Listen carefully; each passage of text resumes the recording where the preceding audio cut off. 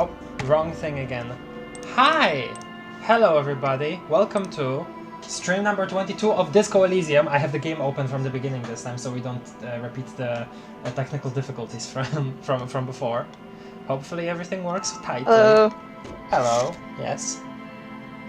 We have Cap as always, and in chat, Yes. Jakul, we have Lazarusian Gate, we have Izen, we have Doc. Hello. Happy Easter for those who celebrate, that is correct, I agree with. Justifiably quixotic on that. Been a bit, apologies. We've half-lifed a lot, now it's time to disco again. And I don't really have anything else to say, let's just do it. I think we set our sights on talking to Titus once more last time. Because we ended in the whirling in rags, so that's that would be fitting. I'm at the same time. I have another friend who's playing disco, and I've been watching him. Cool. So it's interesting to see how your two playthroughs differ. But is there like a big difference so far, or? Yeah, a little. I mean, I won't say what the differences are, but yeah, there is definitely a difference. Sure. Okay. We did everything with you two last time, right? Oh, hello, sweetie. Yeah, pretty much. Hello, officer. I think I almost have it. A new trap design, that is. I know you're skeptical, but I have a good feeling about this. Nice. Did you know Gary was hiding the armor? Hell no. I had no idea. And I'm still cross with him, to be honest. It's not like him. It's got his quirks, but dishonesty, disloyalty are not one of them. Really now? I don't know what got into him, officer. Thank you for letting him off easy. He won't forget it. We'll make sure he won't. I don't know if easy is the right word if we're billing him like hundreds of real. I don't think that's the word, easy, exactly.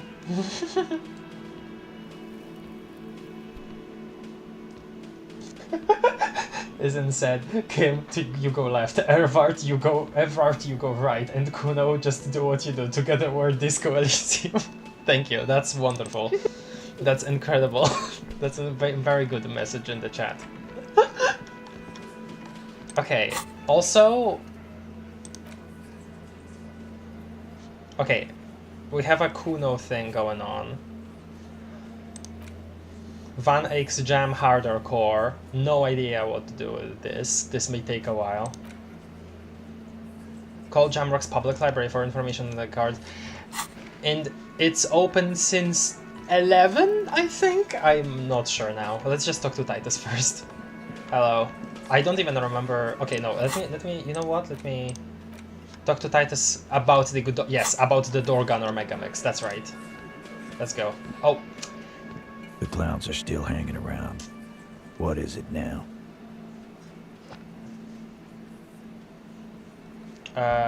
No, I would like to save first. Like right next to your feet. Right next to where you stand, I mean. Sorry, that sounded weird.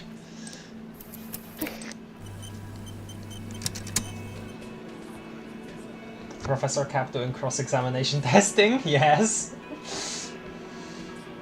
Okay. The clowns are still hanging around. What is it now?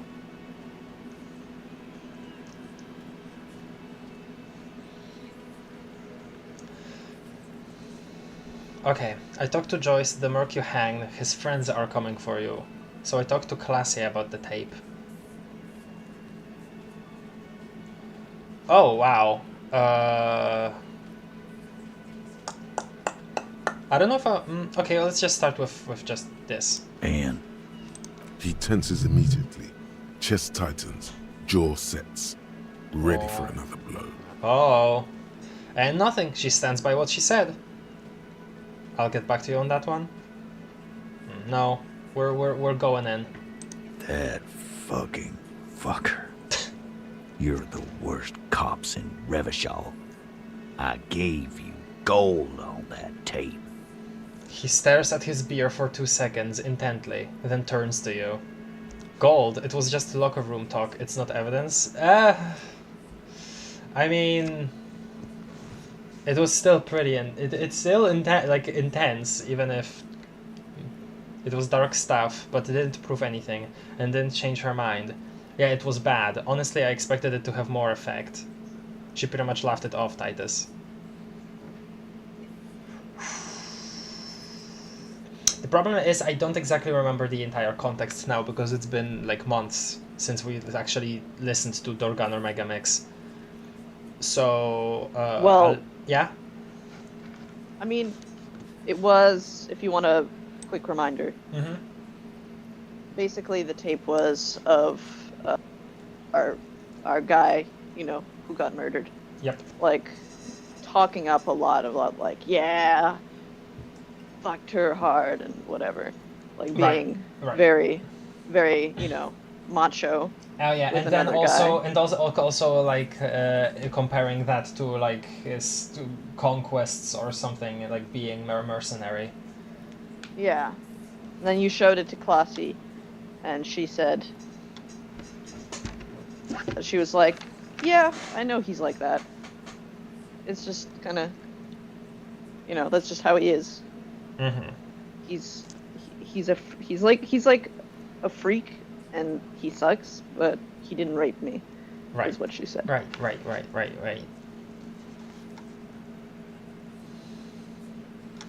I think I'll just...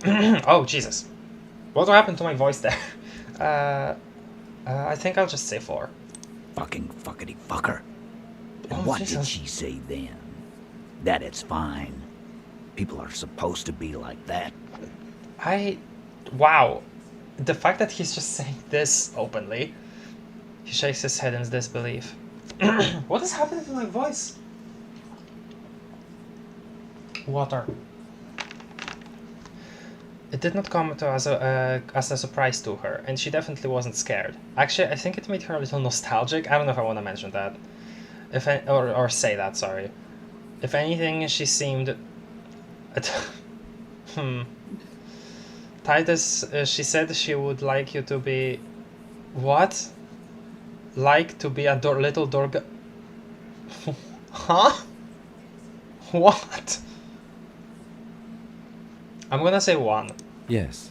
In fact, I think she thought it was a little funny. The lieutenant looks at you, then him. Funny. No good goddamn psycho whore. Oh my god, just completely changed his language describing her. The Titus mumbles, his lips barely moving. Alright. All fucking righty then. I guess it's good then. That fucking... He slams his giant fist on the doorframe. Please try to control yourself in the presence of visitors, Titus. Her voice is a bit softer than earlier. Maybe they had a talk. This is just perfect. Just fucking perfect. Any thoughts on this, lawman? Titus rubs his chin with his palm, as if trying to grind it smooth. Women are crazy. Irrational. That's what you're thinking, right? Also, your fists are itching for a bump. Uh-oh. Okay, physical instrument, perhaps. We don't have to go that far. Not in public. Especially not in public, I mean. You know what I think? Okay. Oh, what you're thinking? Okay, I thought he was accusing... like, physical instrument was accusing Titus of thinking that. Maybe she isn't who you thought she was. Maybe she is still in denial, you know, like a defense mechanism. Be straight with me, Titus. What really happened? Wrap this up.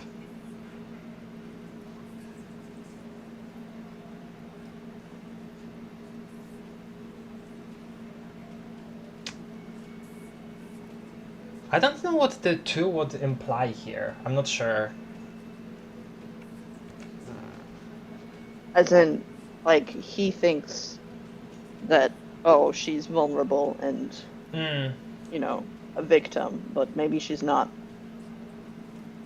You know. I think I'd rather, over anything else in these 3, I'd rather say this. Because I'm assuming that wrap this... Huh? I said makes sense. Because wrap this up means probably, like, we don't get to say Any of these three things? Yeah, you just continue. Yeah, so, okay, 2. Maybe she isn't who you thought she was. Nah, I know her. She's just a girl. In over her head. He looks upstairs, distracted. You don't know? She's a model, she won a pageant. Is that true? I don't remember. Are we making... She's not some helpless girl, she handled the mercenary well enough. She's a hardcore party girl with a bigger death wish than mine. Huh, I guess you do know her then.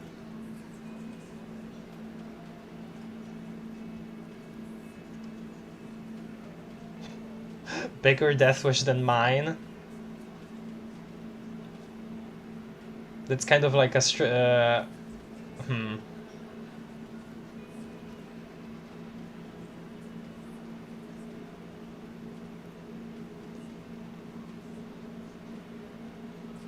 I'm gonna say 2. Handled him? She got into some stupid shit with that guy. Shit we had to take care of. He balks. Balks? Okay, time to look up what that word means. He's surprised or shocked. Oh, okay. Like he thinks what you said is absurd.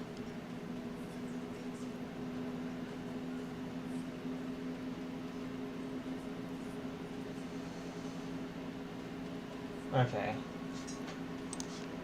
Yes, we heard all about it, and the fact still stands. You were more disturbed by the tape than her.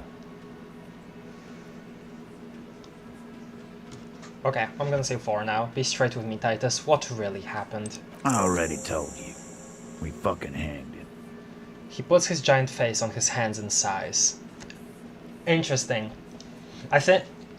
Because, okay, so before he was much more confident about saying this outright, because he believed that they had like an entirely sound like reason, right? Showing that they're a strong group who are standing up for moral for you know, for local justice. Here he is displaying something different in context of you know, all of this. That's interesting. There's less gusto in his voice now. Ah, there it is. His men too are growing increasingly silent. Come on, Titus. We know you didn't hang him. He was shot. I know you're tired. So am I. Why don't you just... You know what? I am tired. I'm tired of you and the whore upstairs. Again, like, started calling her this once, like, once this conversation started. Before it was all, like, very protective of her. Next time you see her, tell her Titus said, "Fuck on!" Oh, wow. He throws his beer can down. That lying, scamming. We're done. This is over. You understand? Your little investigation is over. Yeah. There is a silence in the room. Elaine starts saying something, then thinks best not to. On the floor, beer drips out of the can into a small puddle. No one does anything about it. What is this quiet funeral shit? What we need is some beers in us. Bartender, 20 beers for the Dock Workers Union. Why do we make it 40, huh? Why do we make it 100 beers? You're not loud enough. The man shouts from behind the counter. 100 beers? Now we're talking. Hoppity hop over here, cafeteria manager. Glenn livens up. Rhetoric Godly 16 convinced Titus he is being manipulated? Wait, by whom? Clausia. Oh. +1 mentions surreal play, +1 strange reaction to bullet, +1 Ervard asked to cooperate, +1 Angus can't take pressure, +1 discussed 8th Hardy. Wow, that's a lot of +1s. Well, I think it's good to also mention the Joyce thing before that. That might give us 1 more point, probably. Maybe. Yeah. Yeah. Or just to warn them My if anything. friends. You Yo. mean his squad mates from Chorale. He doesn't seem worried. Wouldn't want to beat up his grandma. There is snickering in the room. Some of the men put their beers down. It's just the silence has ended. Yes, they are forming some kind of tribunal and they're coming for you. Forget I mentioned that it was tribunal, sorry. I honestly... Okay, hold on. Another English word that I don't know. Tribunal. A body established to settle certain types of dispute. Well, okay. It makes sense enough. This is what happens if you take the law into your own hands. Other people start doing it too. Let them come. The Hardy Boys are right fucking here. Blondie yells across the cafeteria. You heard the man. Right here. We're armed. We got the whole district behind us. And Glenn. Glenn is fucking crazy. He points to the ground. Yeah. A well-oiled murder machine. He punches Blondie on the shoulder. The mood is on the rise. They're feeling confident, ready to punch out the whole Merc platoon. Interesting. Okay, I probably should have done this before the door gunner dialogue. This Chorale is bad news. You know that, right? The mercenaries are armed with automatic weapons. Joyce said they've gone rogue. Nobody is controlling them. I'm gonna say 3. Big fucking surprise. They hire psycho scum, arm them to the teeth, and let them loose in the city. What do you think is gonna happen? And not wrong. From what I remember, at least, from our conversation about them. So are the local gangs. The fucking Barmy Army and the Madre scum. You've been out there. Seen any around? If he has, he forgot. Yeah. Where are they now, huh? Sent back to Madre in an airtight cargo crate. Wait, what? I don't exactly know what he's saying there. These people are trained military professionals. Special forces, as you said. They're not a gang or Barmy army. No, they're not. They're uncoordinated and drunk. Don't forget, we're listening in on their communications. Their shit is way apart. Oh. I do not remember that. The mercenaries are armed with automatic weapons. We got weapons of our own. We got Ister 50s, Zeelagers. Glenn's got a knock cannon at home. Well, if Glenn had a knock cannon at home, I guess you'll be alright. Will they pierce ceramic armor? I guess we're gonna see, aren't we? See what? That they don't? Yeah, like you've been up against ceramic armor.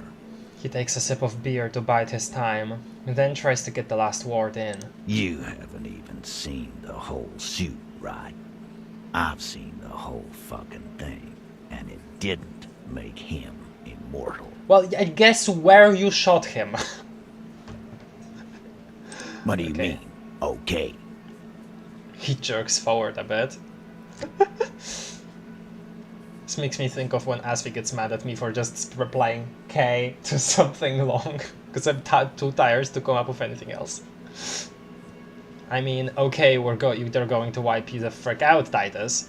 I mean, okay, you got this, you got the numbers. I mean, okay, I'll be on your side when they come. I mean, okay, you got one more gun on your side. Once I find mine, I lost it. I mean, okay, I guess I'll be gunning you down right alongside them. What? I did not think that we'd be saying something this drastic here. Do you even know Harry? I mean... No, I mean, I don't know him. He doesn't know himself right now. Yeah, but when has he ever not gone 100%? When I told him to do the boring choice.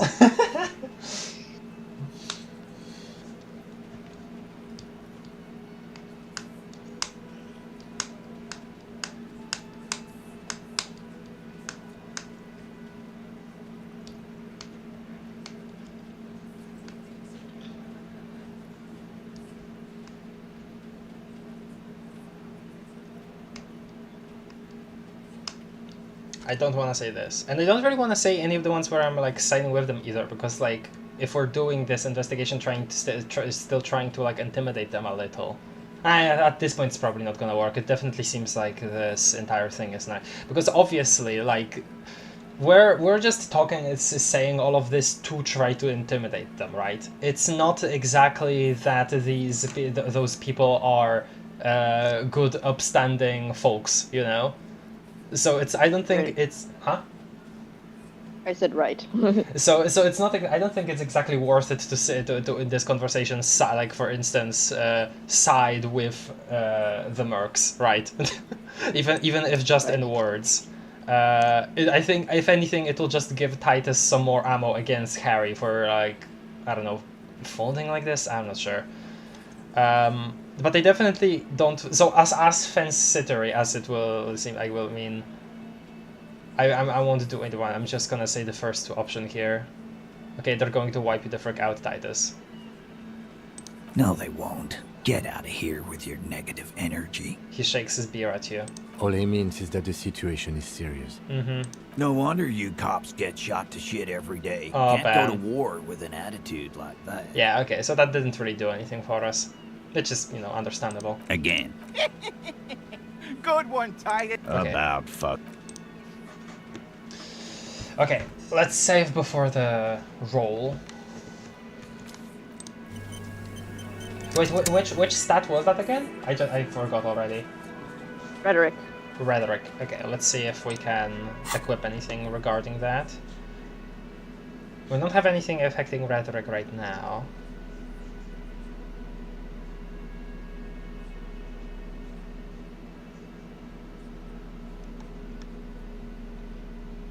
I'm not sure if I remember having anything that actually affects rhetoric. Nope. No, okay, guess not.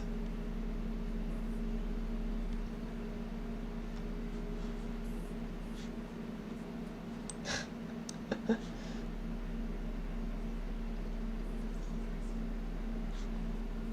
know what, I'm gonna put on the more logic for myself.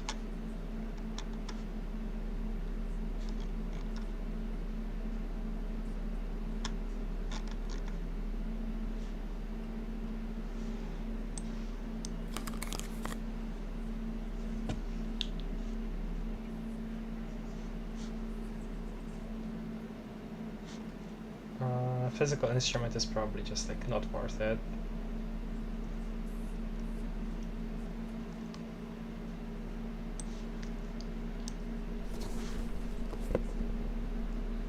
I mean, if this evolves into a larger conversation, you know. It's like switching up clothes like this in general has been something that I think it's also funny to think about in universe. like Harry just goes like, 1 second, I'll return to this conversation in a minute, and then just starts changing his clothes in front of everybody.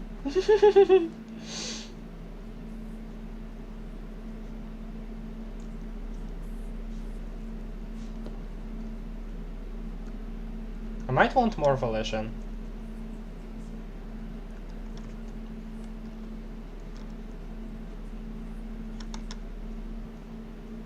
And the freaking armor was volition. -1 empathy.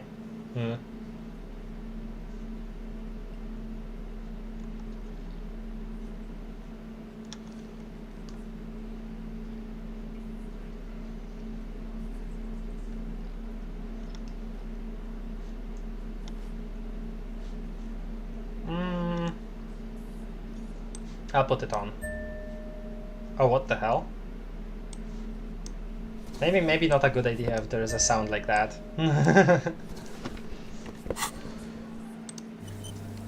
Oh, right. We can also obviously turn the chest plate in. We'll do that once we also call the library. Okay. Let's go. It's you again. What is it? She did not notice. Oh, well, what did I not notice?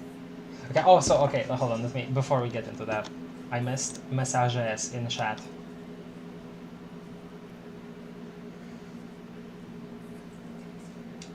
I've recently seen an older film that I guess fits the disco vibes, Mr. Arkadin, about a man who forgets his own past and hires a guy to research it for him. Okay, interesting. The limits of English swearing. Actually, you know what? I'll look it up to see if I recognize Arkadin. Oh no, I do not recognize the... Oh, this is an oldie. Okay, 1955, wowie, okay. Yeah, I wouldn't notice something like that, personally. Nothing beats swearing in your own language. Jasna cholera. Urwa, I won't say the K there. Heart. You gotta pick up that can now. Yes. I could be your Angla or your Debil. Debil. It's a funny considering you're Polish.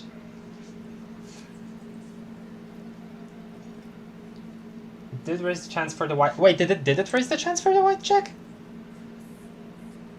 Warned about the tribunal. Oh! Didn't even realize. Okay. I did not notice. Hold on, let me put on my hat that makes me smarter. I love you, Harry. You moused over a shirt with +1 rhetoric, I think? Oh, okay. Might be dumb then. Sorry, Titus, for making you stand up again. Okay, shirt. This is drama. This physical instrument plus shivers. This is a rhetoric, okay. It's minus empathy though. Okay. You have plenty of empathy anyway. Hopefully enough. It's you again. What is it? It's really funny how we have so many white shirts. Just white shirts in the repertoire. Alright, high, 72%, despite being godly. Okay, let's see. Convince Titus he's being manipulated. You should know by now. Titus Hardy will never falter. That's what you call a godly success rhetoric? Come on, not with that attitude. But you know someone who might. Oh. One of his boys will. That's it then, case closed. Look around, we're going home, Kim. What? Wait. Oh my, oh wait. Is this like one or the other? Or no? Because this, obviously the second one will just signal to Kim, hey, we're doing this, you know, we're doing a thing here. And Kim has historically has very much understood these signals and followed through on it with them fantastically. Can we do both of these? Like just one after the other? Think so. Or? Okay, I hope so. You're gonna do Fat both of Angus, these, yeah. the powerful guy, Mr. All Muscle. The time has come. Put him in the pressure cooker. Huh? Just remember, it's about more than Glasia. It's about these men and Martinez, their district, their responsibility. Outside, under the rising sun, tattered and in ruins, the windows of the cafeteria aglow with her morning light. Interesting. I guess sensing something about that one guy. Okay, that's it then. Case closed. Look around. We're going home, Kim. Huh? The lieutenant raises his brow. He'll get it. Go on. He'll get it. Yeah, exactly. Write it down, Kim. In Martinez, they just kill you because they don't like you. Got it. Kill you because they don't like you. All because... He takes out his notebook. Because of some chick, because you're a foreigner, because you work for the wrong people, because they like killing. Oh man, what are we accusing them of? Do you want my opinion, or? Sure. I would say one, honestly. They don't care, like, I don't think they would care if you said because they like killing. They're pretty easy to dismiss, but like, it is about Glacia. Okay, and that is something that, just the topic of Glacia in general is something that just pisses Titus off now, so... Yep. You're right. I'll heed the advice. Bring that up one more time, and you won't get to write that report. I wins. It's involuntary. Yes, I understand, Alain. That's your name, right? Alain? You'll kill Alain, us. okay. That's what they do in the Wild North. He scratches it in his notebook. They just hang you, like in the Dark Ages. They make a display of your corpse. They just hang you, shoot you, whatever. They can't even remember. They just hang you, shoot you, light you on fire. They don't care.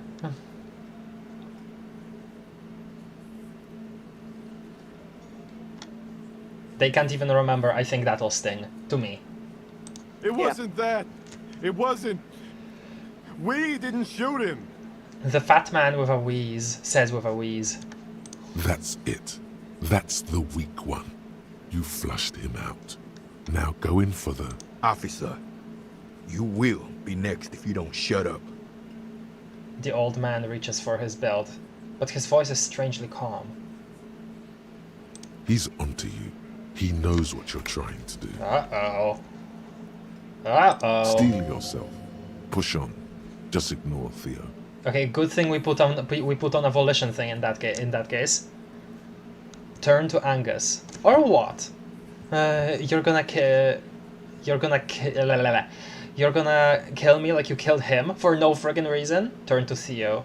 What happens if I keep talking? You're gonna kill me too in this bar for nothing? Look at Kim first. Well, Volition is telling us, steel yourself, push on, just ignore Theo, so not two. I'm assuming I can look at Kim first. No. Let's keep ourselves focused. Permission. We don't need Kim's permission. We're a big boy. Big boy. Turn to Angus. We didn't kill him. We didn't even hang him. He was dead when... He takes a breath, wheezing. Shut up, Angus! Yup, there it is. He was dead before you hanged him? Fatty! Say one more thing to the cops and I'll... The little guy hits Angus on the back of the head, a loud slap.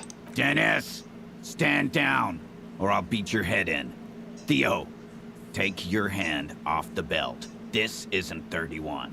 I've got this under control. Oh, already taking out the gun. Theo, okay. Does he? His closed fist is shaking. It's you who's in control. Let them have their moment. Oh boy. The room falls quiet. So quiet you can hear Angus wheeze. Angie, where's your goddamn inhaler? Aww. You sound like you're dying. I left it home. I can't get it. I'm too fucked. I'm sorry. He grabs his chest. Why are you so fucking fat, Angus? Oh my god! Now it's all pointless. Because of you. You wasted my time. I told you, Titus. I told you just give her up. Oh, okay, hello? Elizabeth?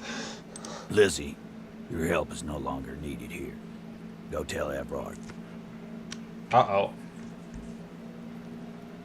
Uh-oh. Fine. I'll tell him. After a long walk along the coast. She walks off without looking back. Okay, and they don't have their person that keeps them in check now. Oh boy. What just happened between these two? I mean, your guess is as good as mine suggestion. You're in. He's all yours. Questions. I'm sorry I made you guys fight. Whisper. Kim, we did it. So you didn't kill him. He was already dead. So who killed the merc then? Any leads? Whose idea was it to hang him anyway? Hers? Who killed the merc then? Any leads? Not yet. Just some ideas. She says the shot came from outside, behind the window somewhere. So that's a clue. What? Where is this coming from? What are you thinking? Got it. Tell me something else. Wait. Now I'm confused.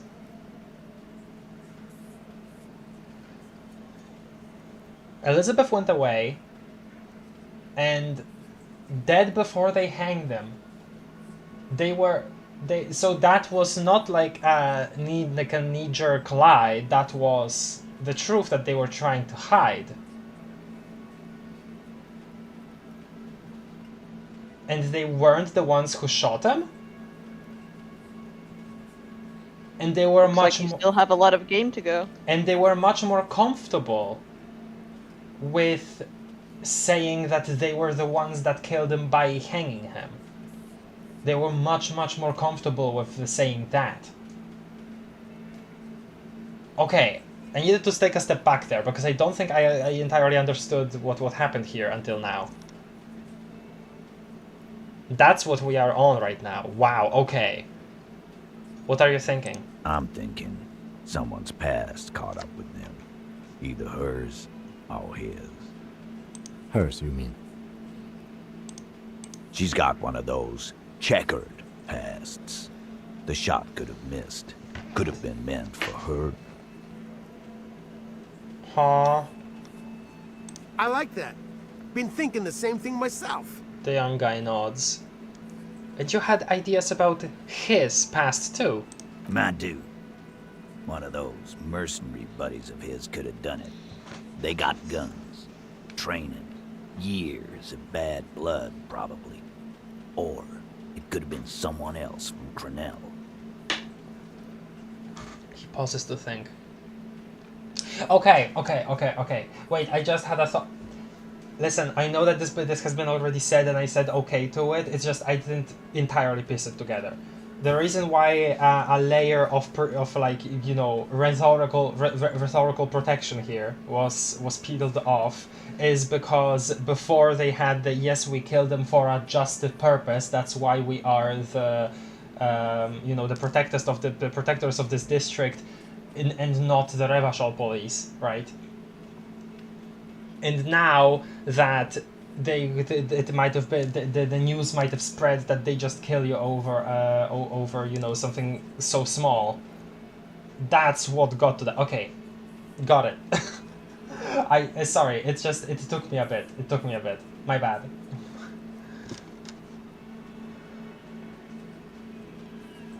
One of those mercenary buddies of his could have done it. They got guns, training, years of bad blood, probably. Or it could have been someone else from Chorale. He pauses to think. Tell you what I'd do. Check out the coast for vantage points. Maybe consult with a ballistics buddy of mine. That's what I'd do. If I wasn't too busy doing this clown dance with you. I got the impression though that the gun was like put inside somebody's mouth and then shot into the like top side of their mouth hole. Am I wrong on that? I mean, just because you found the bullet in his brain does not mean the barrel of the gun was literally shoved in his mouth. Yeah, but like, wasn't it the case that the hole was like leading up there from the mouth? Yeah, there's a hole in the mouth. Well, but that can be done from further away. Sure. Okay. He's calm now, threw all that turmoil away and became himself again. These theories, not bad. Don't buy either one, but still, this guy's not as dumb as he looks. Okay, good thing we got logic on, then. These theories not bad, don't buy either one, but still, this guy is not as dumb as he looks. So you didn't kill him, he was already dead. He nods. You hanged the corpse to cover up the real cause of death, the bullet in his head. Another nod. Why? Because the girls asked us to. They were in some shit. Huh? Girls plural? There's another girl. Uh-huh. 2 of them. Take note of this. They'll probably say more about her later. Did she kill him? Cop, I have no idea. The girl says she didn't. He doesn't think she did. Or at least he hopes she didn't. Uh-huh. What happened Sunday night? Classier came down. She seemed really out of it. Drugged up, even more than usual. Bug-eyed and gurning, you know? Not in a fun way. It looked like she'd redosed after something went down. I've seen that look before. She was scared. I knew someone had died. Uh-huh. How did you know? I've done this job for 10 years. I've seen it before. It's the politician in the motel room with the dead hooker scenario. Only in reverse. Uh-huh. Good analogy, boss. The rat Really? Seriously? the rat-faced man snicker. They just keep calling him that, huh? You don't get to talk yet, Shanky. You're still on the bench. And you keep taking it easy too, Angus. He points at him, and then he turns back to you. What happened then? We went upstairs. Sure as day the merc was dead. And there was a bullet hole through the window. Fucking dirty sheets and bottles everywhere. He scratches his chin. Huh. He means they'd been fucking? Tibbs patched the window. And the corpse. We hanged. Tibbs? Who's Tibbs, the 8th Hardy? If Classy didn't kill him, why the cover-up? Tibbs? Nah, he's my brother. He's in the window replacement business. Wow. Uh-huh. If Classy didn't kill him, why the cover-up? You may have noticed our girl's in some shit of her own. I didn't notice anything. What kind of crap are we talking about? The can't show up on police radar kind. There are people after her. From the old world. Where she came from. Huh? These people, who are they? They're powerful. Connected to the Morlintern. She's clearly afraid for her life. Says if she showed up in your systems, she'd be ghosted away. And why would you help someone like that? By taking on a murder? Whoa, okay, this is a lot. Why would I? I guess we abide all sorts of runaways and losers here. It's a Martinez thing. Whose idea was it to hang him anyway? Hers? In a manner of speaking. What? Remember the 2 girls? He may be talking about the other one. Yeah, I was gonna say, it really doesn't feel like... Well, you know... I don't know. Actually, I don't know. Earlier you said the girls asked for your help. Was this the other girl? That's right. It was her idea to hang him. I liked it for political reasons. It sent a good message. Sure did, for a while. It's her, isn't it? The missing 8th Hardy? That's the other girl. Oh right, wasn't there a... It's been so long, but wasn't there another lead that was like the 8th Hardy was female? Wasn't that the case? Yep. The big guy turns to Glenn, who's about to say something. The blonde shuts his mouth before a word escapes. Huh. I'll say it again. All the Hardy boys are right here, cop. That woman is just affiliated with the Hardy boys. You don't know her. Affiliated. Anyway. Titus turns to you. Ha. You know, it's okay for there to be a Hardy girl, Titus. Understood. Can you tell me anything about her? Name, current location? You're going to stonewall me if I ask more about her, aren't you? I don't want to ask that. You know, it's okay for there to be a Hardy girl, Titus. We're Hardy boys.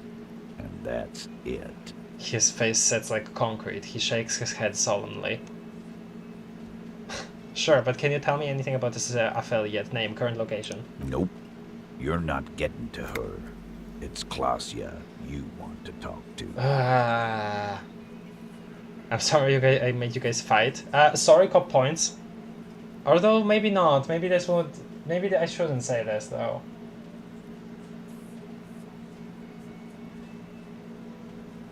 Depends on how much you want to get on the good side. Right. Is there a barbecue happening outside? There is. Whoa. Nobody told me about this. Might get food later. Oh, cool.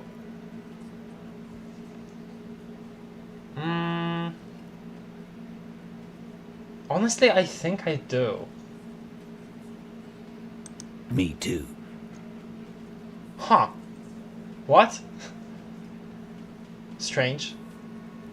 Kim, we did it. The lieutenant gives a smile only you can see. That's nice. That's nice. Thank you for this, Titus. You. You. Thank you for this, Titus. I'll go talk to her for the last time. For the last time? Aww. I like talking to Classier. You do that. Hey, cop. Before you go... He grabs his beer and swirls it in his hand, then thinks of something. Suddenly, the wind picks up outside. You hear it rattling the large windows in their frames. It carries newspapers, circles the whirling-in rags in a warm column. Oh. Gee. Clausia came to Martinez to hide. Many of us did. This is where you wash up when there's nowhere left to go. The Union takes you in. Now, she refused that protection. But... Oh. But you would still prefer if we didn't take her away? That's right. If we didn't take care of the people who end up here, this place would just be a couple of ruins and some cargo containers.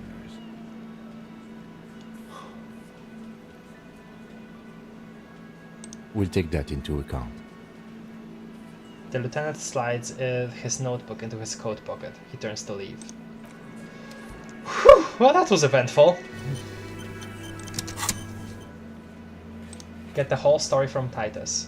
Hardy and the boys know the whole story. It'll be difficult to get it out of him. Have you thoroughly inspected the body, looked around for a witness, gotten friendly with the union boss for the company and the company rep? Really gotten to Classier?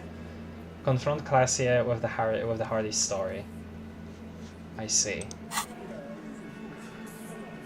Okay, it's 11. I think we can go call the library.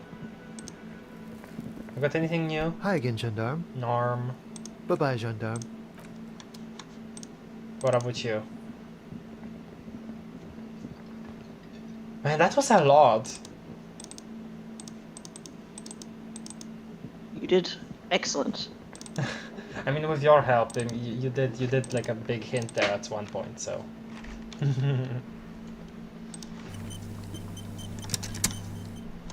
Just doing my job. Just doing my job. Correct. Car. Inside, you see a set of steering levers, a radio mic. This is Precinct 57. Hold on, officer. Oh, hey, there we go. Finally! Let's go.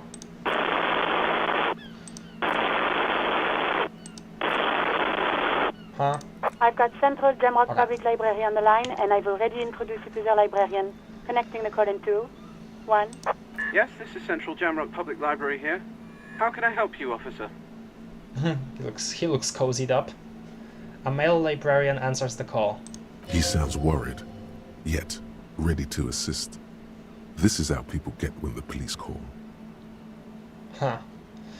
I'm looking for any information that you can provide on Billy Mejean.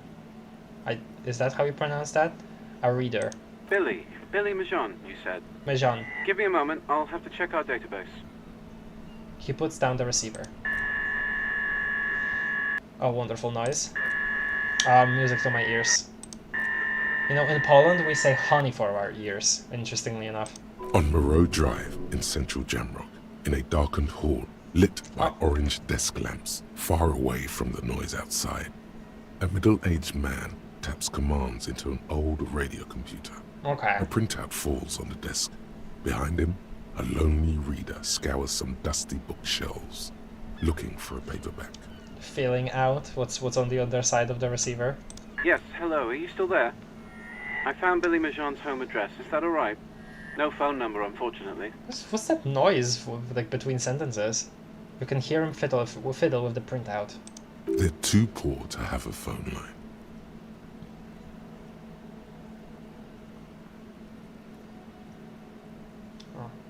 Yes, a home address is fine. Here we go, sir. Rue de Saint-Ghislain, 33B, apartment number 20. It's in Martinez. I Wow, believe. okay. Apartments, it says. That's all. That's where the smoker on the balcony lives, isn't it? What? Wait, what? Well, not the exact apartment. It's the apartment building. Okay. Yeah. I was gonna have like a big questioning moment. Do you have any other information on Billy Majon? It says here that they And my found knife. their last book just a few days ago, but I wasn't at work that day. Do you know someone who was? Marie? Marie? Do you remember a reader named Billy Majon? They returned a Tybalt book the other day. He covers the phone with his hand and yells out into the other room behind him. Do you still hear it? They returned. Okay. You hear someone answer from afar. Maurice, what? A woman yells. Then, yes. Okay, if it was the police, she starts explaining something. Ah, interesting. And challenging success on perception hearing. Okay. Yes, it was my colleague Marie. She said that it was Billy's husband who returned the book.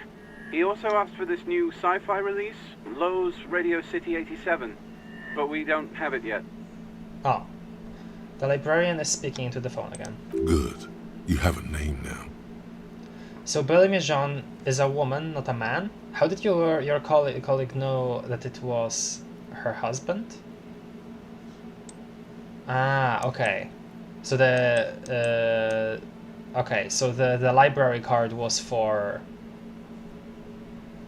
the woman we meet outside the bookstore, and he was just carrying it then, right?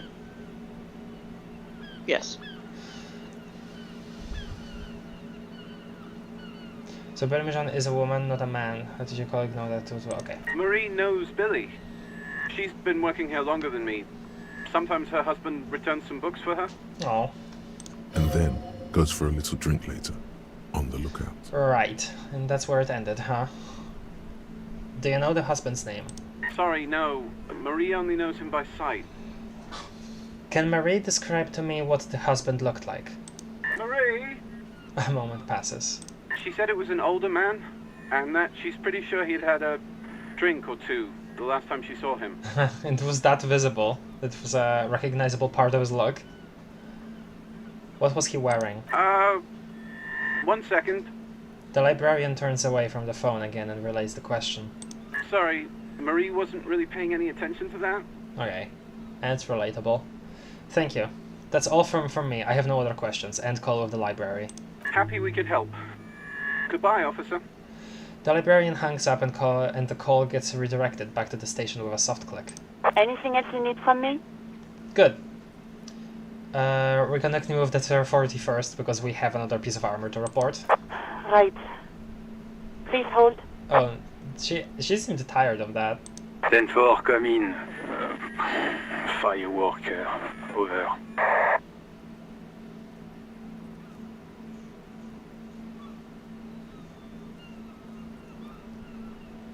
Wait. Oh no, dang it. Did I do the wrong thing? I did the wrong thing. You have to... Yeah. Roger that, 10-10, over and out. This is Precinct 57. How may I assist you? Wait, so how do we... Like, the armor, how do we... Well, look at your quest.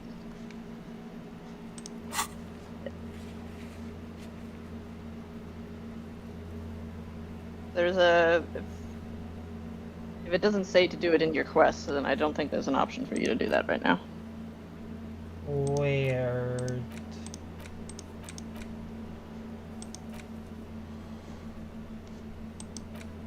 Go to Billy Majon's apartment to deliver the bad news. It's the apartment buildings in North Martinez, apartment 1. Okay.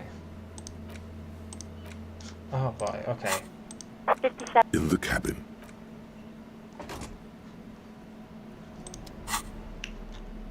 Uh-huh.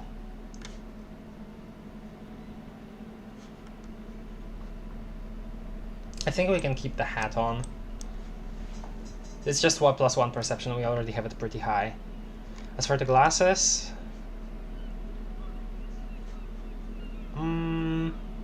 we could keep these. We look a little ridiculous, but it might be okay.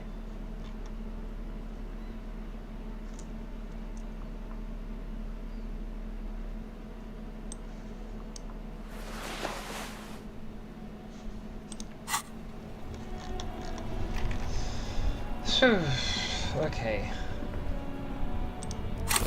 Still thinking about the fact we have 4 unspent points here. The fact that we had... What upgrade had evolution for? I'm not actually sure now. Oh, this was the thing that upgraded evolution. I mean, I did say before that, oh, we're gonna wait until we need to redo a white check.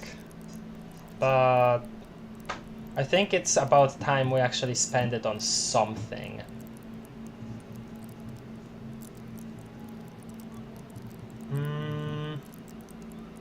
Not sure. Do you have any thoughts you want to equip, or? Thoughts? We're full on thoughts. Oh, yeah, you're full on thoughts, right? I forgot about that. Yeah, well, look at your white check, see if there's anything you want to redo. Mirror, no. Joyce, okay, this is still doable. Box of sunglasses. Right, we can still go do that. God, why is this stuff going on? Map wall. Okay, so yeah. These ones are the ones that are If they're white already, then you can already redo them. Or they're done if they're down here, apparently. Okay, rhetoric and Ripsy might be good to upgrade rhetoric. Oh, a failed evolution with Classia. That is something I thought about before as well. Okay, we can upgrade rhetoric and evolution. We can do that.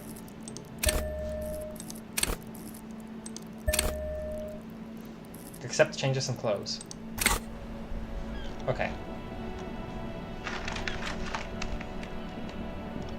You made Harry look French. I mean, there's a lot of French running about in here.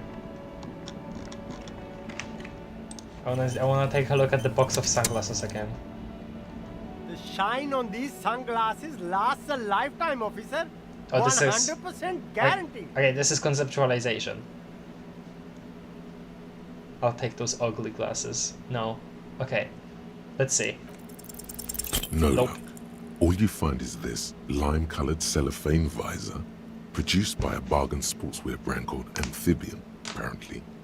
There's a malformed on its bent cap. We already have this. Oh, that visor is perfect for you, officer. It'll definitely keep the sun out of your eyes while you're shooting criminals. I hope not. You don't like it? Sure, Square Joe. No problem. Let's get you some real... Okay.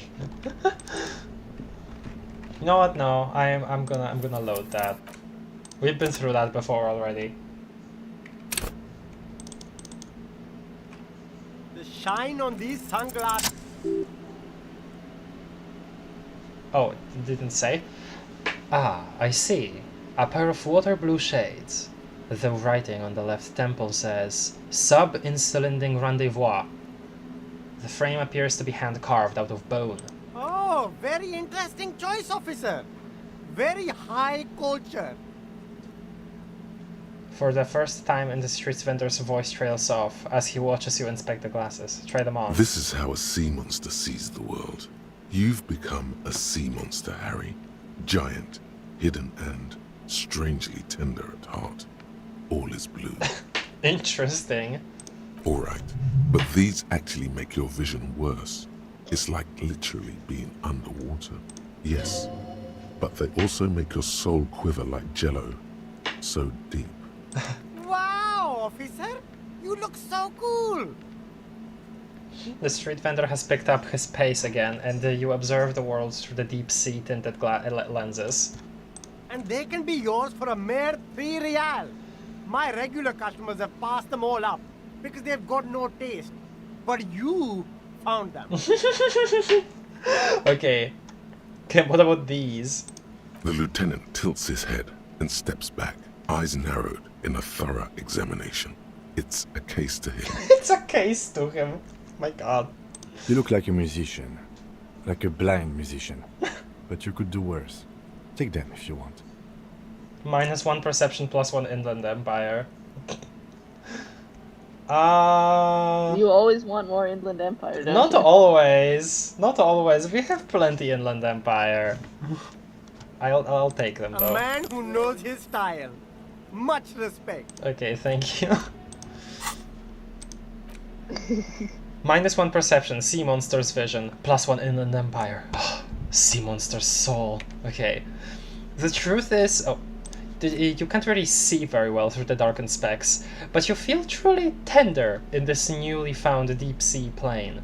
The two blue-tinted lenses sit in a bone-carved frame, like they've always belonged there. They do look pretty rad. How do you look in them, Carrie? Damn! That's a sea monster and a half. I mean, look at him. Oh, you want to put your frog visor back on? Yeah. Okay, we can't really see the glasses now, but you know what? That fits. That does fit. We'll rock this for a while. Big fan of that.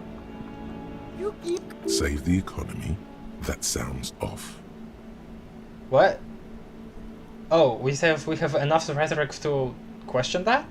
Save the economy, what are you talking about? Haven't you heard, officer?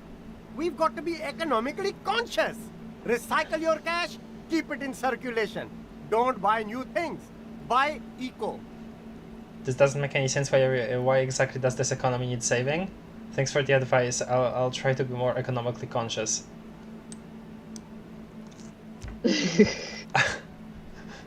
Look around, officer. You see all these premium goods just sitting there, not getting bought?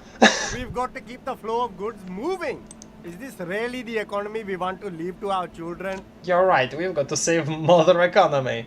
But they don't have children, I think. It's just nature. Powerful economies expand, weak economies go extinct. Oh, Jesus Christ. This economy is really just a distraction from the cultural issues. You know, okay. Look, man, I just want to buy some clothes. I don't have children, I think. Too bad, officer. Kids make it all worthwhile.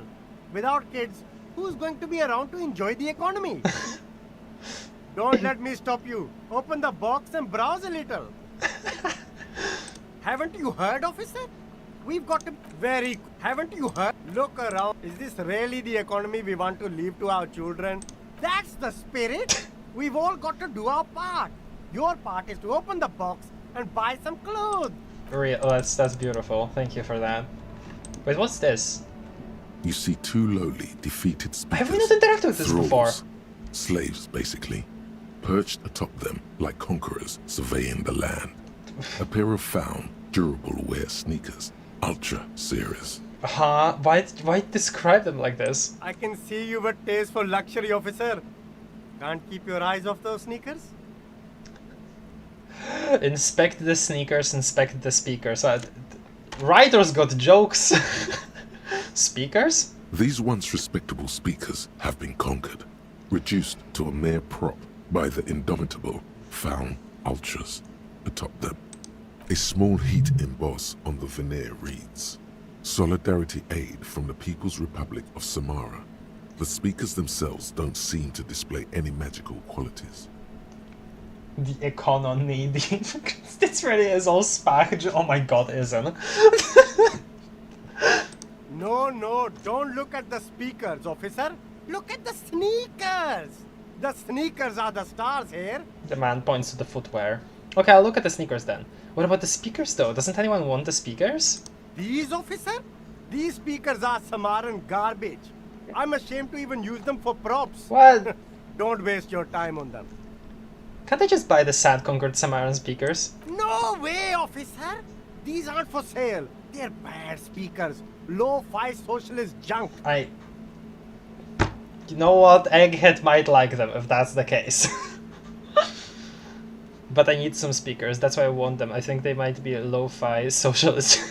I might be lo-fi socialist junk myself. That's a sentence. You're right. I don't have time for junk. 2. No, officer.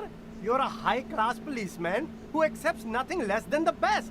Lucky for you, I've got the best on sale. But you don't know who I am. I don't even know it myself. Pause. I want the sneakers. Speakers. Sorry, god damn it! If I do deserve more than... Okay.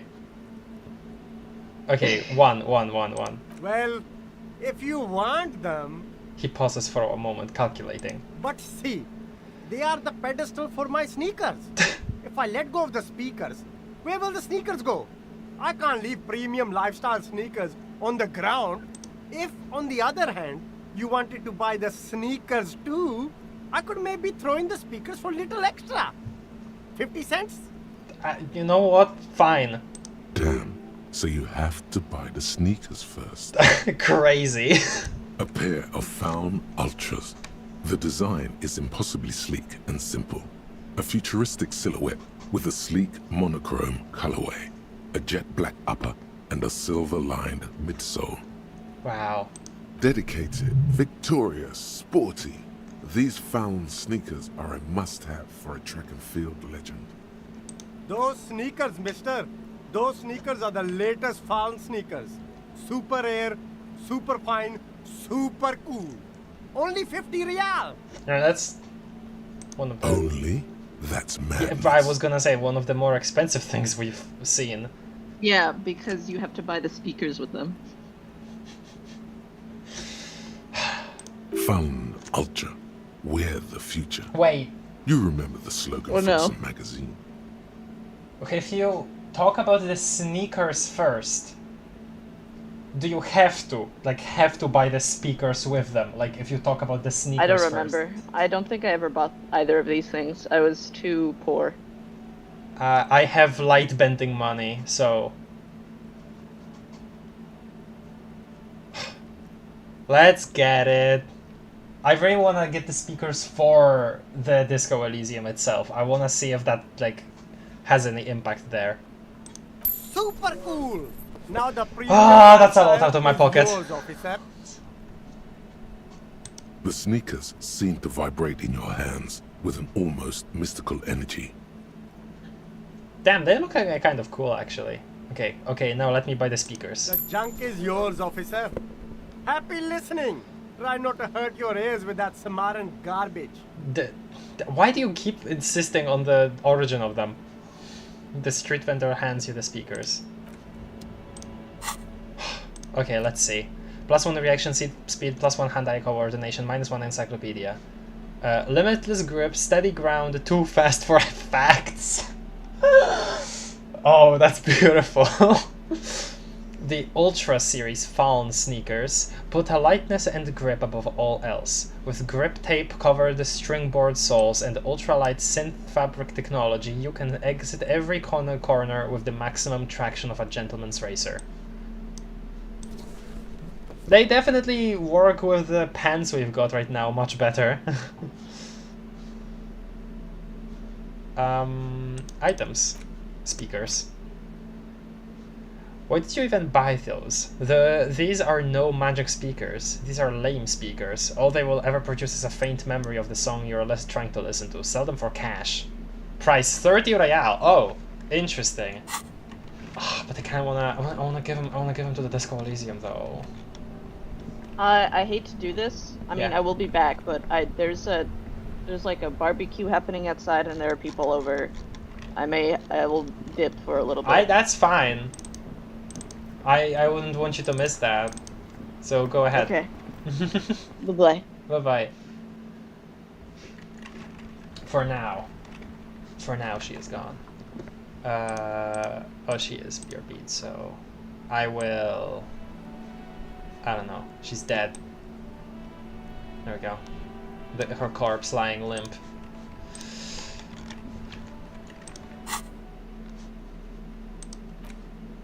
Good BBQ cap.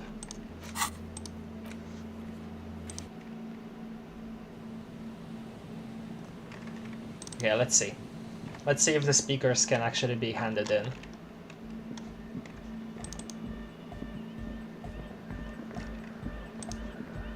Good morning, comrade! Yeah! Harder car!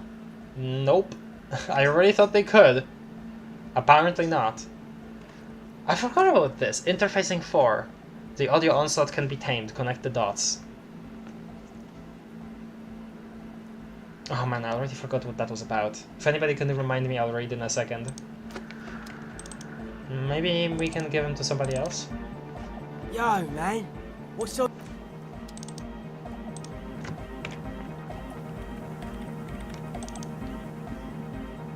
Yes, what is it?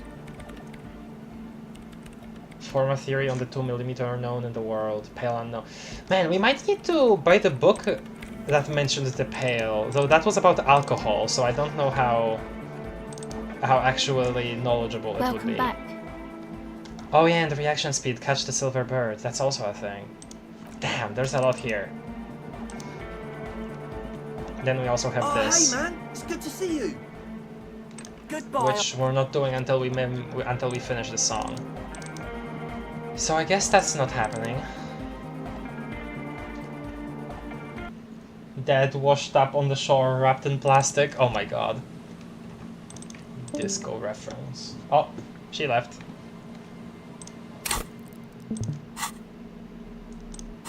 Okay.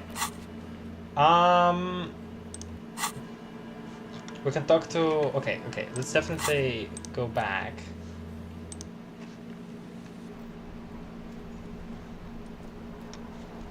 Let's go talk to Kuno.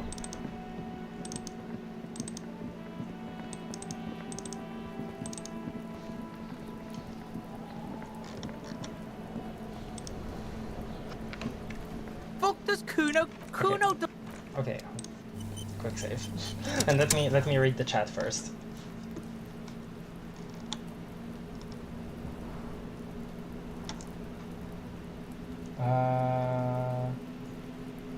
Put in my heart that makes me smarter. Hat. I've been going through the filmography of Orson Welles. I think I recognize that name. Fun fact, like with many Orson Welles films, Mr. Arkadin had a rocky production. There's like 9 different versions of the same film around. What? Like fully produced or not finished? Hello Mezoploy. And hello JG. Elizabeth, you can't say that. Some people are really accurate shots. 2 girls? The Rememberer. Sorry, got maxing. Oh, I didn't. Well, I did say it. Love you, Kim. For being a... I liked a lot of fictional cops, huh? Harry and Kim Colombo, Ancient Cooper. The Polish had Honey for years? Yeah. Person who only watches analog horror. Are those analog horror sounds? Yes, they are. Lines that like that make me feel old, and I'm not even a part of the generation who had those noises. Oh, well, I guess I was supposed to say that. Oh, I recognize these noises. It's just super nostalgic for me. To clarify, I'm in no way interested in analog horror now. Seems very oversaturated and stale. Nah. I've never been interested in it either, just because it's like a lot of the graphics are way too scary for me, and I really don't like I don't, not that I really don't like, but unreality stuff disturbs me way too much a lot of the time. So I've never really gotten into it much, which is also, by the way, which is ironic because I like stuff like frickin', you know, weird dream stuff, the verge, but like the lines between reality, fiction, and stuff like that being like blurry, weird constructed worlds that feel familiar but aren't, blah blah blah, that kind of stuff, which I guess in some ways and a lot of media does connect itself to unreality. But when I say that, I mean like, I don't know, just this feeling of if this is shown off as okay, even if it's an alternate universe, it's really well like integrated into the real world to the point where it's believable that somebody could get got with by the supernatural stuff going on. I'm really disturbed by it. That's why analog horror always was like something that I've been aware of, but nothing really I ever got into, because that you know, a lot of the stuff that I've seen kind of seemed of that sort, and that was really scary to me. But in general, I know that of the oversaturation thing, I know that it kind of became a shorthand for a lot of other horror that really wasn't analog horror, because analog horror is a relatively new label. So yeah, I just I think it could still be worth a shot, even if the oversaturation thing is real. You're a sea monster, Harry. Blue shit. It's like you're some kind of the Leviathan, the Abyss, and the Serpent even, yeah.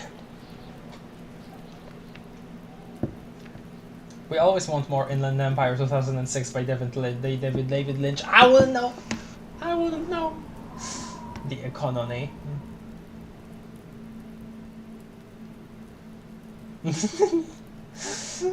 JQ.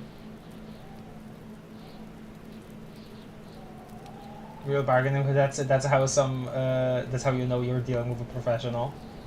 Exactly. Now you know how I feel anytime I buy a good book, a good purchase, but my money.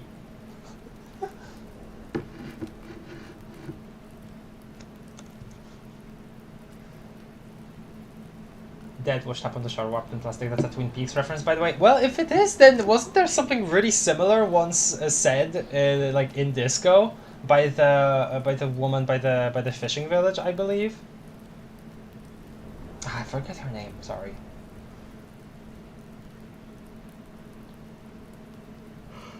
Well, at least it covered the price paid, I guess. Not really. It's still 20 real on the table, or well, off the table.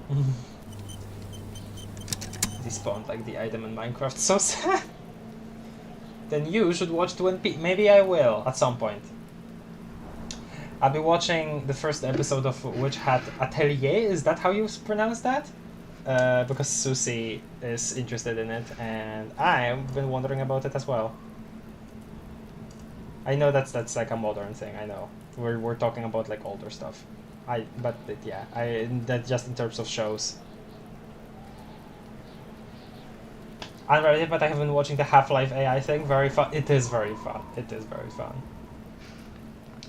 My main problem is that of the analog horror I've seen, many don't seem to exactly get how analog informational tapes look and feel. Yup, that is the yes, absolutely. But that's just my experience. No. Yes, you're correct. Listen, I wouldn't know, and even then it looks kind of dodgy to me. It is a lot of the time, like much younger people like me or even younger. You know, really connecting to the aesthetic, to the sounds, to the look of all of that, but not necessarily being as knowledgeable about it. At least that's what I've gathered from the stuff that's been inspired by the bigger analog horror series, which I think is fine. I think that's fine. There is a lot of good art can still be made from that kind of source. Like. There is this half horror, half just absurdist. Okay, you're gonna yell at me for mentioning a Minecraft mod of all things, but called Untagged and Untitled by someone I believe named Web Creature on YouTube. They are, from what I can tell, very young, to the point where they haven't been, I don't think they've been really around when a lot of the stuff that they are pulling off of in their mod was like around, but they appreciate the history of like, you know, weird internet game stuff in the early days of Minecraft and everything, and including that as like parts of horror in their mod, and it's actually really well done. It's not just like weird shock value stuff, and it's not dweller slop. It genuinely seems really well done, despite the fact that it seems like to me, and this might just be me reading by reading the cover, it seems like to me they are like a young enough person where they weren't around for a lot of the stuff that is referenced in the horror of the mod. Anyway, that's the first thought that came to mind when I thought about that topic. So sorry for mentioning a Minecraft mod of all things and not, you know, a standalone piece of media. Witch Hat is so good. I've heard very good things, and it has very beautiful art from what I've seen. I'm quite excited to check it out, even though I didn't really know much about it. Though, speaking of that kind of anime, I definitely should also watch more of Dungeon Meshi. It kind of makes me think of that, and I just kind of stopped watching it when it was new. Season 2 of Dungeon Meshi is still happening, right? I think I mentioned it before.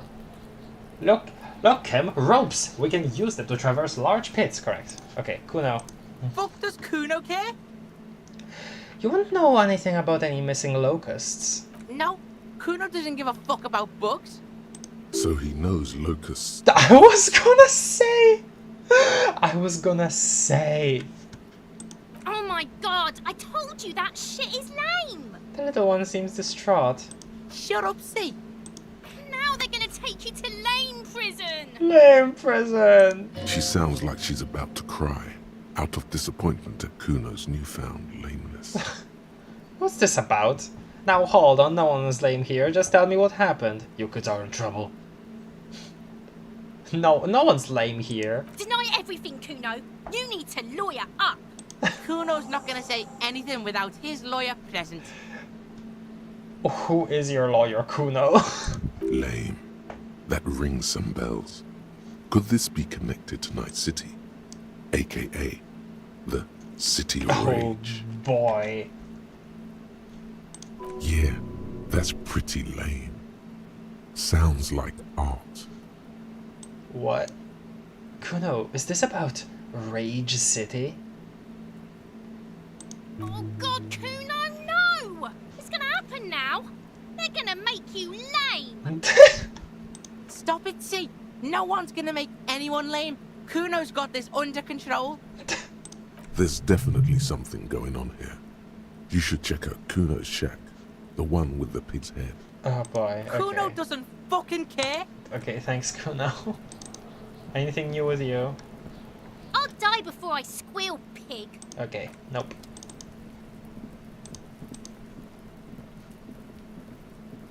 What do you see? Oh, well, we already did all of this. Oh!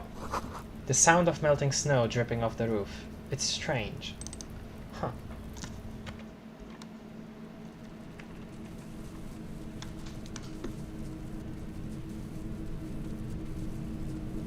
No need to be sorry, anything can be art. Something saying something isn't art because it's low quality is a poor, pointless argument. I agree with that. Shut up, physical instrument. It's crawling with locusts in here. Ah, well. All around you, the Okay. hisses and chirps of locusts fill the musky air. The earthen floor of the shack has been shaped into mounds of mud, dotted with little holes for windows. Aha. And that's just been here all this time. Like skyscrapers, spires of dirt and sand rising. Accommodations for their insectoid inhabitants. So they've really spread out here, huh? Well, detective, it appears you've solved the case. The lieutenant looks around, writes something in his notebook and turns to you. Of the locusts. For the missing locust case, which is a sub-case of the imaginary insect case. So at least that's going well. Yes! Precisely what I was thinking. Stop being so sarcastic, Kim. That's precisely what I was thinking. Yes. I feel we are nearing a real breakthrough. Do you think the Insulindian Phasmid is nearby? If anything, the presence of the locust points to the opposite. The Phasmid did not take the bait from the traps. It was Kuno. The Phasmid doesn't exist. Okay. But what do I know? Use your powers of deduction. You knew the magic bug was nowhere near here. The Phasmid is impairing your judgment. You should talk to Kuno about this, get him to stop. I'll let you handle the Kuno side of things. You are doing just fine. Okay. Confront Kuno about the locusts. It's so funny. Anything new here? Oh no, never mind, that's just the exit. Yeah. Oh. There is a dot here. Interesting. Might need to go there. Because I feel like we need to talk to Joyce about something, but I forget what.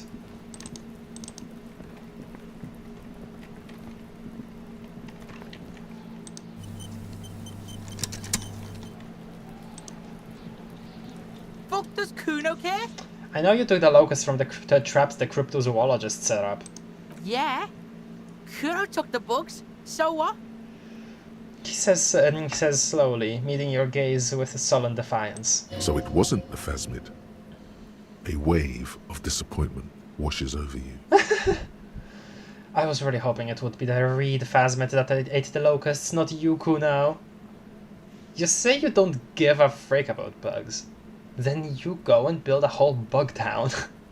Wait, so is that Rage City? Is Rage City the bug town? Why steal locusts? Couldn't you find some other pets? Okay, I'll say 2 actually. It's not Bugtown. It's the city of locusts. Locusts aren't just bug shit. They come out of the sky like a fucking shadow. Shit descends. This is like Dave Strider dialogue, I feel. Like, especially that last line. Stop! She wails from behind the fence, then buries her face in her hands. Locusts coming down like a shadow. This must be the Night City he mentioned when you asked him where he's been. I can't believe we're cracking Night City. So that in there is Night City? Yeah, Locust City. City of Rage. City of Lights. There's a tug of war over the name of his fantastical city. Wow. It's almost too big for his imagination. That's incredible. The girl forces herself to watch again, the corners of her eyes twitching from discomfort. Descend as... Yep. City of Rage sounds like a cool place. What are you, some kind of artist now? Whatever, kids, I just wanted to ask. Okay. Sounds like a cool place. Kuno, the pig wants to help you. Oh, that's how lame it is. Please just don't say you're... She moans. An artist? Maybe I am an artist. You hear that, everyone? I'm a fucking artist now. He pushes his chest out. Did he just say I? Kuno usually calls Kuno. Whoa. Colton, thank you, right? You said I. Making artists worthy calling. I'm something of an artist myself. I'm gonna say 1. Kuno made Kuno. Kuno says whatever the fuck he wants. There are no rules here, pig. He steps closer. I fucking say I when I wanna, and Kuno when I wanna. Kuno's free. Wow. Kuno's free to fucking die, bitch. Okay. This is what he sometimes does when things get tense. Uh-huh. Making art is a worthy calling. I'm something of an artist myself. Oh my god, Kuno! He's gonna make you totally lame in, like, 3 seconds. Don't let him, Kuno. Yo, fuck you, see? Kuno can be what Kuno wants to be. Oh my god. Kuno's his own man. Kuno's free. He tears the buttons of his shirt, trying to rip them open. They don't give the way. Kuno made himself into Kuno. Kuno can make himself into anything. Kuno can make himself into a pig if he wants. Kuno can make himself into a... Kuno doesn't give a shit. Don't make yourself into a pig, Kuno. You'll have to take me away.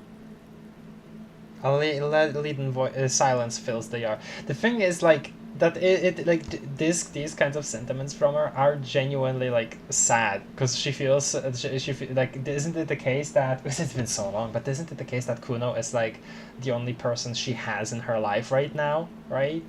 Isn't that the case?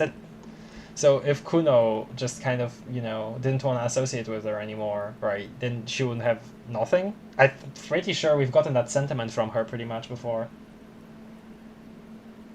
Looking at it from this perspective, this does read like Homestuck dialogue. In it, you hear snow melting, dripping from the eaves. Someone closing a window. Huh. That depends on the choices you make, young girl. Me and Kuno have discussed this. I promised I won't do that. Yeah, okay, good. I don't believe you. She disappears entirely behind the fence. For once, the boy is lost for words. He turns completely red now, with splotches of white beginning to appear across his face. I need you to stop taking locusts from the traps. The cryptozoologists are trying to find something very important. Those locusts are bait. I have to ask, what does the city of locusts mean? What's going to happen to the locusts? Not towards the shack. Okay, I want to say one. I don't give a shit. I don't need the locusts anyway. Okay. Shit is all lame now. Oh. She was right. Man, that's still so sad. He likes his, like, Night City. He turns toward the fence. The girl's face appears again, above the fence, just long enough to make eye contact with Kuno. I have to ask, what does the city of locusts mean? It don't mean anything. It's shit. Kuno just likes to focus. Kuno likes to concentrate on shit. Build shit when he's zipping hard. Fuck. Zipping hard, okay. He turns his burning face up to the falling snow. Pig, you really shouldn't have fucked with Kuno City. Now it's all fucking lame. Oh, I'm sorry. What's going to happen to the locusts? Kuno's gonna let the fucking locusts die. No! Okay, now that's settled. I'd better be off. The fuck are they trying to catch anyway? With the traps? The Insulindian Phasmid. He mutters to himself. He recognizes the name. What? Wait, you know what the Insulindian Phasmid is? Bitches think Kuno doesn't know shit. The fuck out of here. Kuno's tired of this shit. There's silence between the children. They're not saying anything to each other, nor looking in each other's direction. Oh no. I made them like... Oh no. I mean, I thought like, oh, maybe they could have, you know, like a work together, you know, like Kuno has the city of locusts, and then the cryptozoologists could get new locusts that come from the city. I don't know. Man, that's sad. Like, fuck does Kuno care? Kuno doesn't fucking care. He's like, yeah, he now suddenly feels the need to abandon his interest for the sake of Kuno S. And like, oh, man. I'll die before I squeal, pig.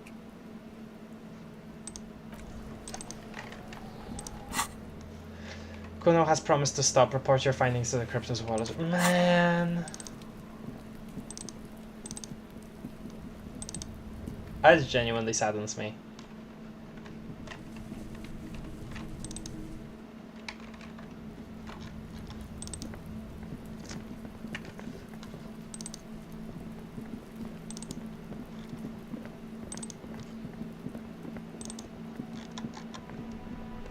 Okay. We're going in once again. Yellow. Hello, officer. I think I almost have it. A new trap design, that is. I know you're skeptical, but I have a good feeling about this. Had a chat with this kid, Kuno. He promised to stop stealing the locusts. So it was just a child. He purses his lips, crestfallen. Thank you for telling us, sweetie. This is good news, right? A new skill point. It means we can try again. Something is secretly gnawing at her confidence. It's not this Kuno kid, or the missing locusts. It's something else. Yeah, you're right. We just need to restock the empty trap. Then we'll need to inspect the traps one more time. And then maybe we can. The aging cryptozoologist breaks into a hideous coughing fit. He has a 38-degree fever. What? His resilience has given way. Because you've been fucking sleeping in the rain! Oh my god. Darling, I told you to take it easy. You're getting sick. Maybe it's time to go home. You're right, you're right. We can come back next season, when it's warmer. Man, I'm really feeling this is costing me time on my main investigation. It's not worth risking your health. You should call it a day and go home. I'd offer to help, but I have my own things to do. Damn it! Maybe I can still restock the trap for you? I accept. We've come too far to quit. I'm gonna restock the trap. Let's do this! Accept enthusiastically. Enthusiastically! We are getting really carried away with this. Yes, I'm sorry, Kim. Fine. It's better than having these people get pneumonia on the coast. But after this... He makes a show of suppressing a sigh. Really? It's too much, officer. He starts coughing again. What Morel means is we're grateful for your help. She nods to her husband. Here's a fresh batch of locusts. Oh, wow. They should slide right down the funnel. And thank you again. We will definitely mention you, should this lead to a discovery. I'm not talking co-discovery, of course, but... Wow. Co-discovery. You'd be famous. You'd show them all. This does tingle the pleasure. Why electrochemistry? Also, have you not co-discovery? Okay, whatever. I'll get going. Box with locusts. A cardboard box with several rows of little holes in the lid. Though at first glance the box seems perfectly ordinary, upon closer examination it's obvious that it has been prepared with great care. First, you volunteered to restock the empty trap for the cryptozoologists. They even gave you a fresh box of locusts. This could, after some messing around, probably lead to the discovery. First restock the trap you left empty before. The trick is to remember which one it was. Aha. I see. Hello, officer. Let me read the chat. Kuno, colon, be the pig. And Kuno saying Kuno instead of I. His typing quirk! His typing quirk! Incredible. As Kuno has a ride the pony. Oh no. Oh, very tragic, very relatable, very Homestuck. Oh dear. Not to be all one-track mind, but these two do remind me of a pair of characters from Twin Peaks. I mean, they might be. If you said that there were so many things that remind you of Twin Peaks in Disco Elysium, it might just be also inspiration. You know, it's not out of the question.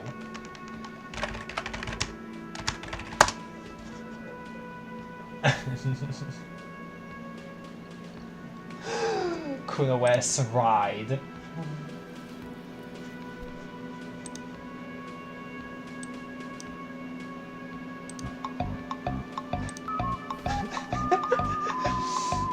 I haven't seen this in a while. I haven't looked at this in a very long time.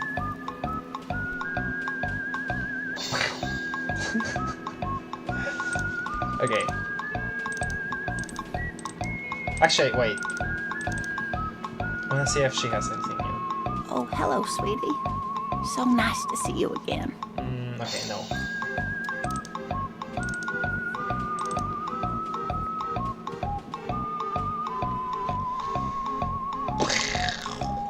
Okay.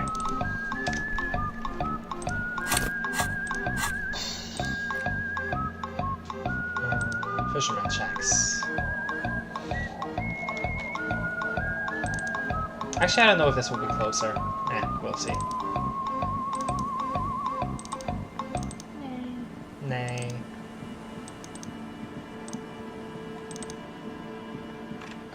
This is the trap, right? Fairly sure. The trap stands empty amongst the reeds. No insect sounds or movement around. Only the reeds melancholy rustling. This was the one. Fantastic. The lieutenant looks at the familiar contraption and shrugs. Release the locusts into the empty trap. The locusts, dazed from being transported, slowly begin to acclimate to their new surroundings. They're not really going to get the chance to get comfortable here. Good. Now that's done. When do you think we will return to our impending apocalypse of a murder investigation? Don't answer that. It was a rhetorical question. Okay. You've restocked the trap. Now report to Lena in the whirling. Aww. How's our motor carriage doing? Just as beautiful as ever. Oh. Seems the walker was either very confused or drunk out of his mind. Oh. I mean wouldn't this be our footsteps? Unless there's something in here now. Or somebody. Nothing new. S. Harry, B. the cryptozoologist, ride the Phasmid. I was gonna say Farled, like the Silksong enemy, and I can't say that because Cap is gone.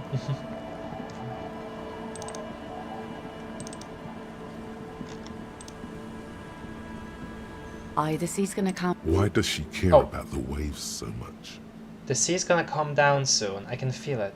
The wind is turning southeast, she nods. What's on your mind, officer? Interesting. Okay, this is actually new. That I was just gonna see if there's anything new, like randomly. I did not think there was actually gonna be something new. Why does she care about the waves so much? Rhetoric. What is it with you and those waves? What is it with waves and fishermen?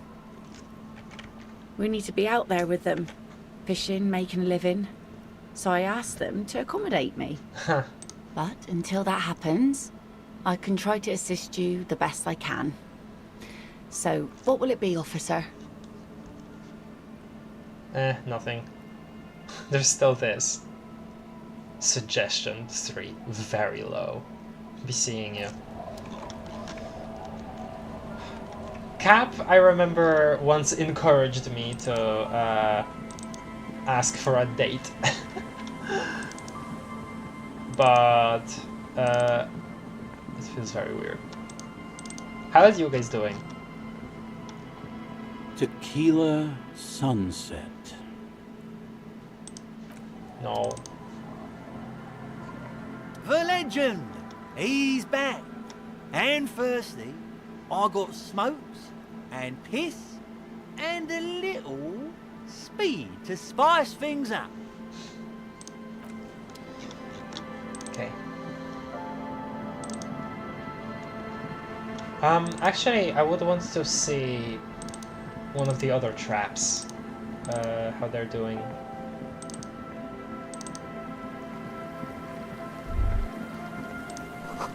The water runs from the west. The source is upstream. A broken pipe. Oh my god.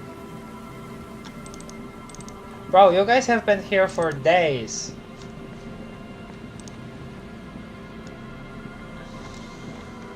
All the traps are stopped now, and still no sight of the Phasmid. Return to Morel and let him know. There was like that little bubble near these reeds, even before we talked to the cryptozoologist. Okay, let's go.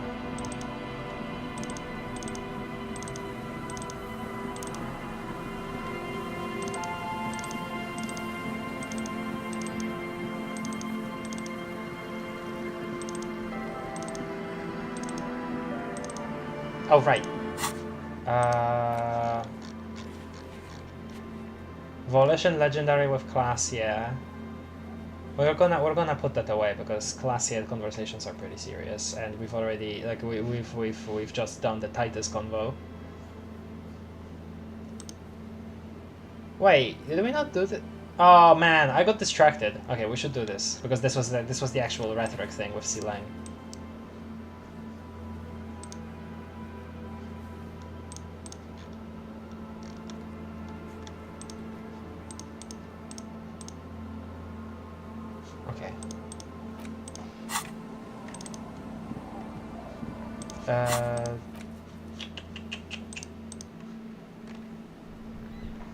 Look, child, at this mural. We've been staring at it so long, we've merged with the floor. Yes, exactly.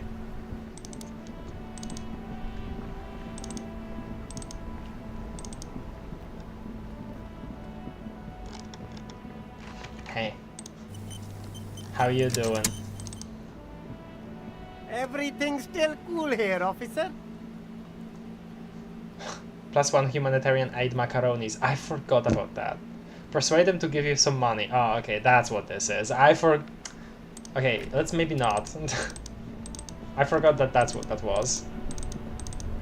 Okay, what else can we do? I don't want to talk to Clasia yet. Definitely not without Cap. Well, the next thing is either Joyce or the apartment.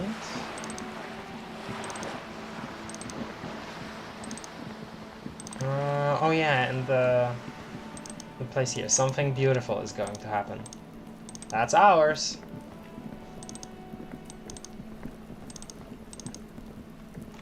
A little thought bubble here. You hear the sound of running water. Someone's washing dishes. Oh, we could confront them. I want Cap to be there for that as well. Dang it. That happens in Doctor Who. Does it now?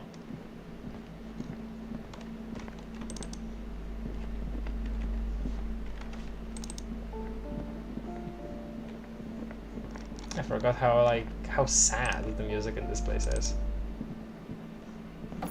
What is up with the I thought we were done with this. A plaster. Honestly, he does kind of look like you. Okay.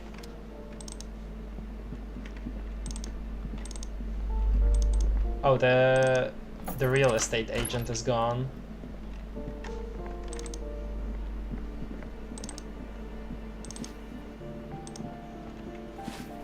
Give me a moment. Oh, there we go. I'm looking for Billy Majon. Do you know where she lives? It's about Victor, isn't it? It's always about Victor with her. You'll find the Majons in apartment 20 upstairs. It's one of those doors on the balcony. Okay, so we know the name, Victor. Thank you. It's always about Victor, isn't it? That makes me really sad, considering, well, you know, he's dead now. Oh, probably not here. Probably not here.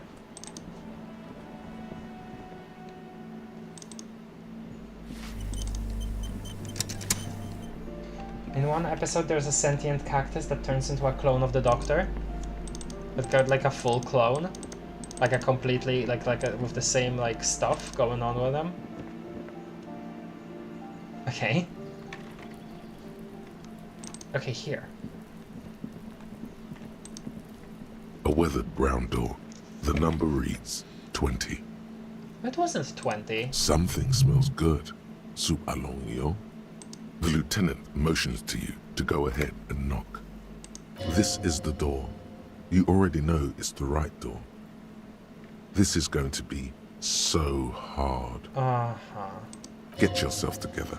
It's just police work.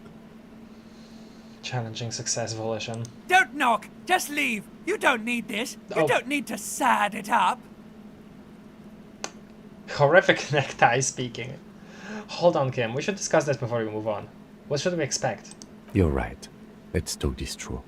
He looks at the apartment door and lowers his voice a bit. You hear light footsteps passing by the door and some folk music playing on the radio. Uh-oh, did she notice that there was somebody outside? We have our first preliminary identification. In all likelihood, the deceased is the husband of Billy Majon. We need to confirm this, as well as deliver the death notification to Billy herself. Now, delivering a death notification is never an easy task. There's a reason why it's often called the most stressful part of our job. This is why it's usually done in pairs. You got this. I'll be monitoring reactions, ready to act if necessary. Yeah, I'll trust you. Do we have any advice on how to tell her he's... What if I don't want to do this? Kim, I don't want to do this. Let's turn around. Try to bail out. Alright, I think I'm ready. Advice? Dad, just don't say that you know how they feel. You don't. Yeah, okay, that's actually a very good point. Good advice. That's very solid, definitely. What if I don't want to do this? Yes, it's hard. But there is no easy way to handle this information. It just has to happen, as soon as possible. No, true. Waiting with it just makes things worse. Okay. The lieutenant motions towards the door. Alright, Kim, let's go! Hello? Who is it? A voice calls out from the other side of the door. And someone turns down the radio. Look at the lieutenant first. He gives you a short, encouraging nod. Alright, thank you. Is this Billy Méjean's home? Méjean's? This is the police. Please open the door. The police? A moment, please give us a moment. You hear a shuffling inside. Us? Tidying up. Nervously. Nervously. There's fear in her voice. Oh no. Come in, the door is open. Alright.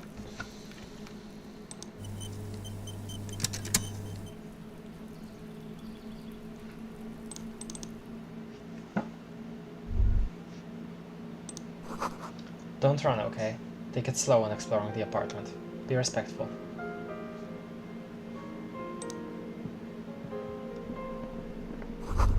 An empty pack of red Astra cigarettes hidden under the bed. The same brand of cigarettes you found in the trash next to the deceased. Windows covered in old newspaper clippings. Can they afford curtains?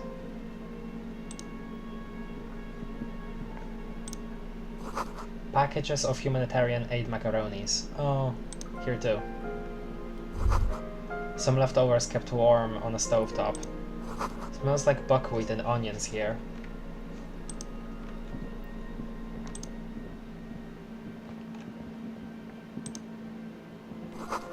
A chalk-drawn height chart for children's growth over the years. Oh, so you do have a kid? Oh, don't think we can enter the toilet anymore.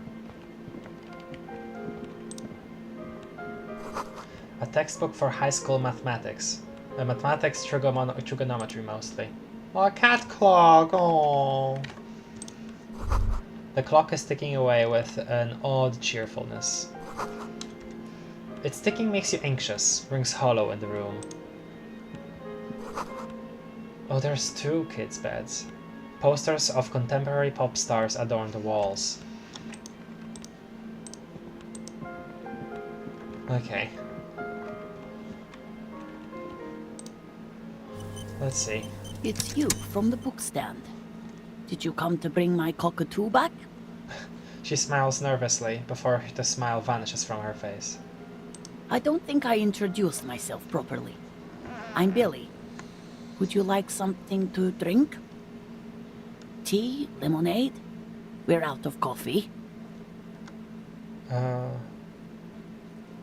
lieutenant has taken off his foggy glasses and is busy cleaning them in his handkerchief for now. You're on your own here. He must feel vulnerable without his glasses. Is this why he's letting you take the lead? Taking off his foggy glasses and busy cleaning them, huh? Interesting note there. Thanks, but I'm alright. I'm not really here for the tea. Thanks, but I'm alright. Is this about Victor, my husband? Is he in some kind of trouble again? I can come pick him up in the station if that's what. She stops her eyes, trying to read answers from your face. No, this is something much worse. Is he in the hospital? How bad is it? No, the hospital. Something changes in her expression. How about some small talk before you break the news? I feel like that would just make the anticipation worse. I'm not sure, Rhetoric. Man, now I wish Cap was here.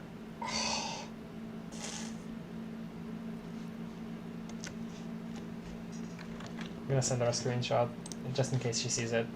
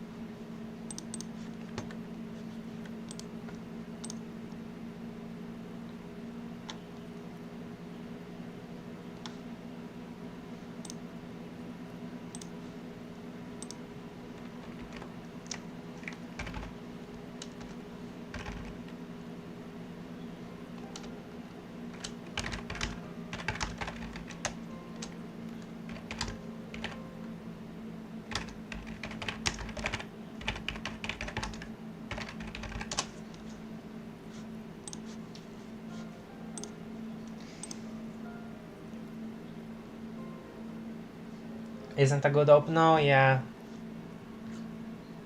So how have you been? How have I been? You're not here to discuss me.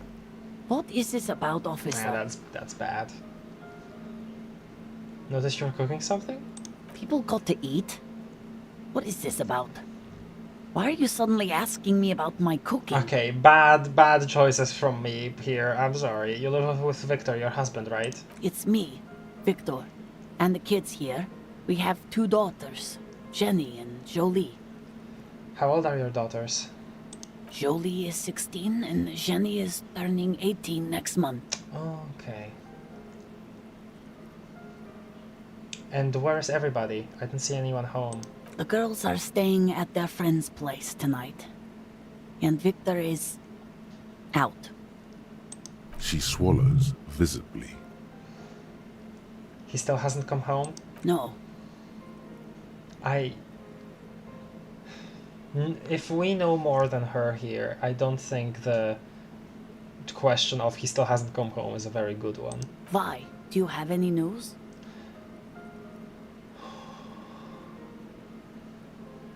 To your knowledge, did he make it to the library? What was the name of the library? What was he supposed to do in the library? Remind me again. What was he wearing when you last saw him?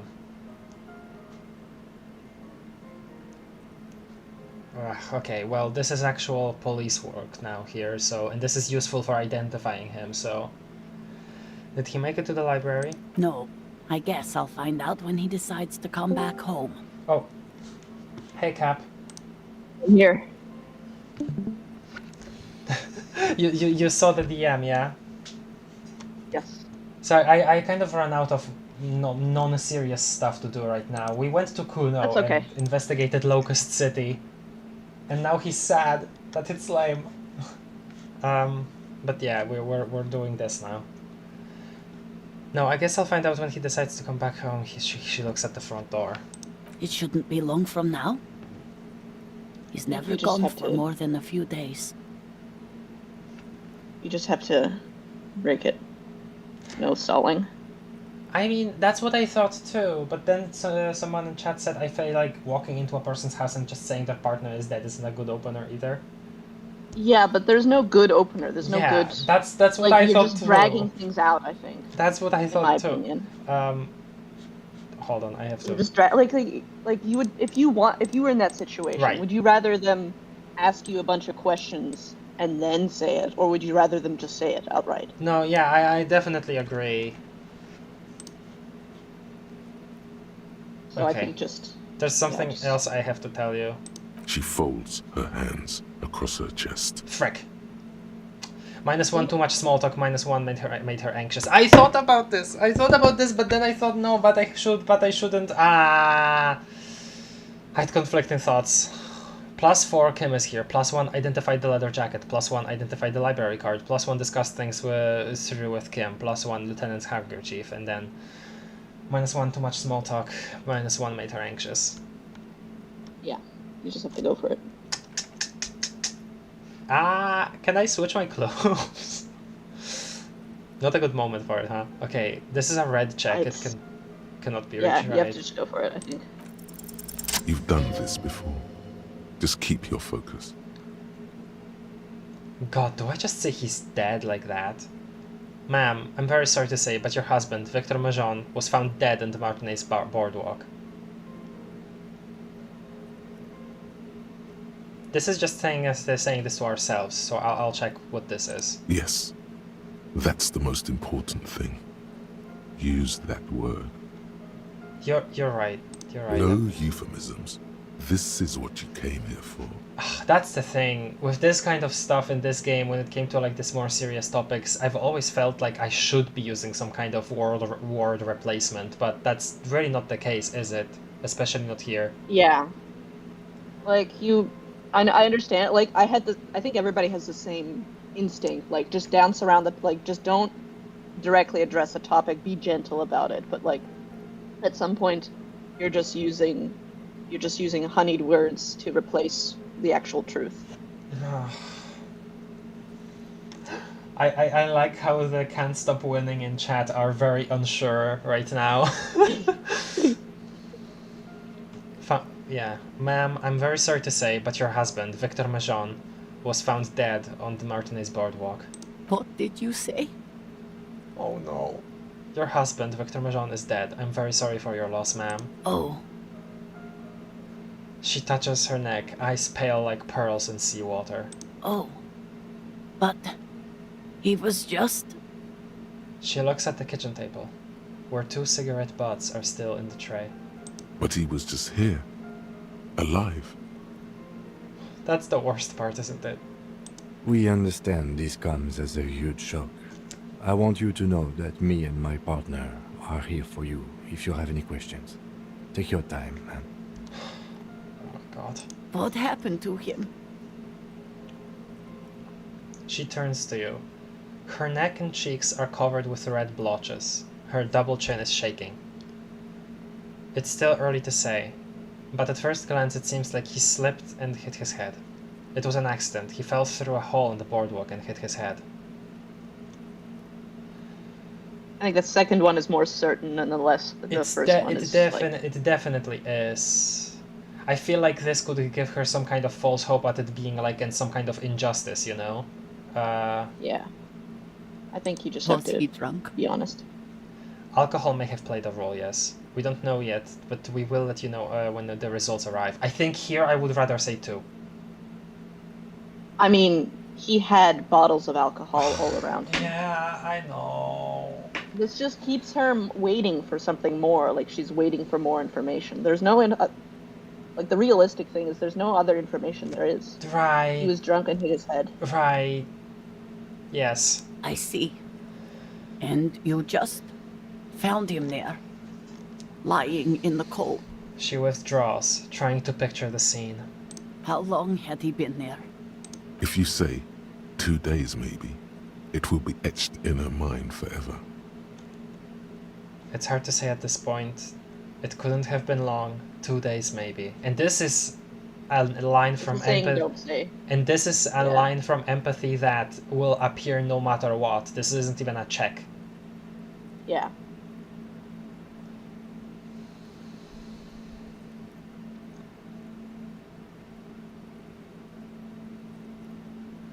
There's honesty, but also telling her that information it's not going to help.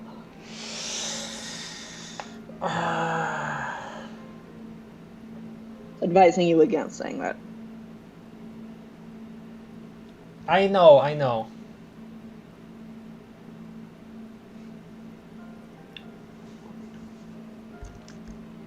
It's hard to say at this point. I just stick with that. Or maybe it couldn't have been long.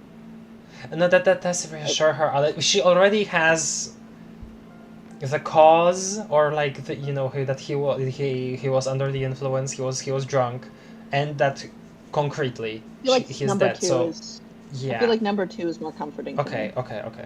She blinks, eyes welling up with tears, as her hand starts searching for something from the pockets of her dress. The handkerchief. Oh. Here, take this. Give her the lieutenant's handkerchief.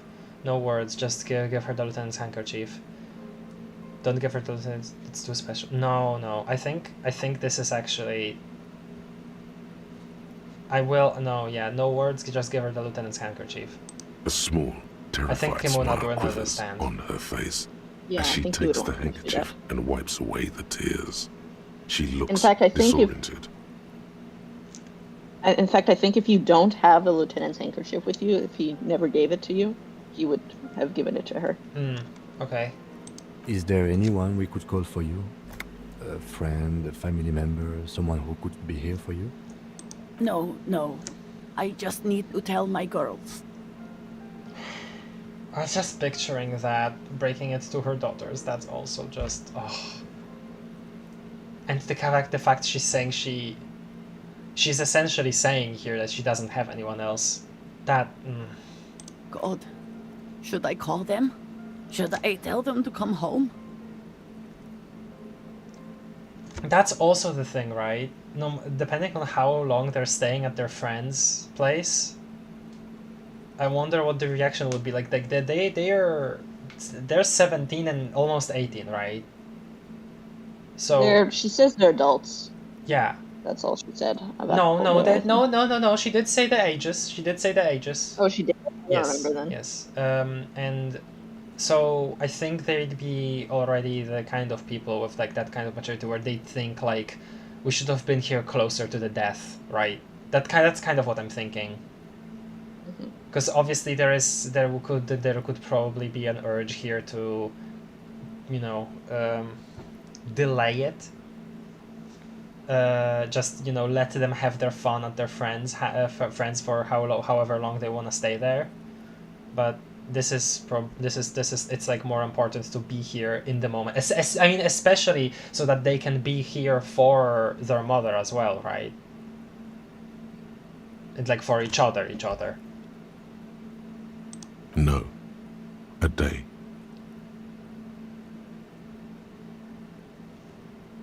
Wait, what? What does that mean? As in, don't call them right now. Wait for a day and then call them. Well, that goes against what I just said, but okay. I'll trust empathy. They should know. Do you want us to call them and ask them here? No, take a day to recover. You'll be better prepared when they come home. Okay, well, better prepared, that's also a thing. I was just more so thinking of like, she'd be like stuck with her own thoughts and nobody else for a prolonged period of time. I think empathy is telling you the best options right now. All right. I have to listen to empathy in these. That's probably the right thing. Thank you. She nods, but with a wretched expression. Just tell me, what do I need to do next? Where is he? Can I see him? We've taken him to the city morgue. The local coroner will be contacting you shortly to arrange the funeral. Here's his number in case you want to contact him earlier. He hands her a leaflet with the morgue's contact information. Is there anything else that the RCM could do for you? No, I'll call you if something comes up. I'm still... She rubs her face, runs her fingers over the cheeks that have become numb. Thank you. Thank you for telling me. I'll call if... She runs off out of breath. These are her last reserves of strength. Her muscles will give in soon. Already, she starts to shake. Again, I'm very sorry, ma'am. We should step outside and talk. The lieutenant nods at the woman and then looks at you, his face lowered. Set the library card... His voice lowered. Yeah. His voice lowered. Set the library card by her. Leave the room.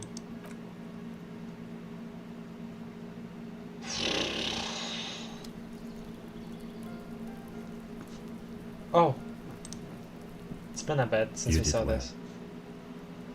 The lieutenant says as soon as you've left the apartment.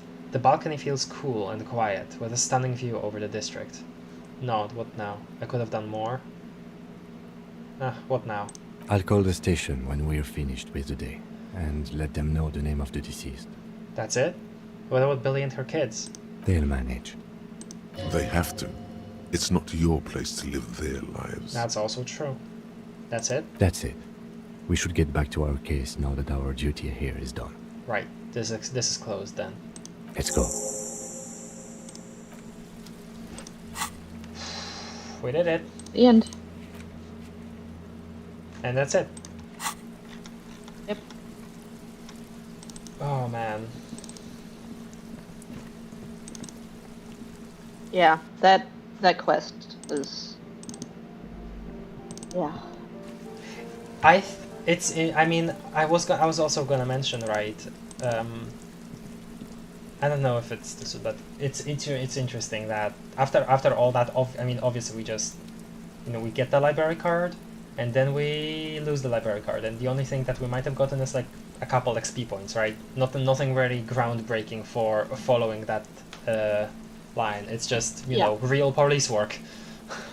I mean, I think that's most of this game, right? It's kind of trying to be fairly mundane.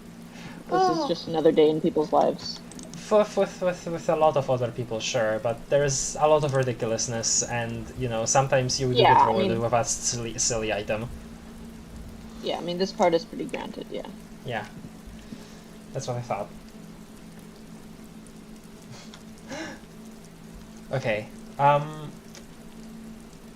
me look at the chat. I don't know what would be worse, the joy before the pain, or having the joy interrupted by the pain. Damn.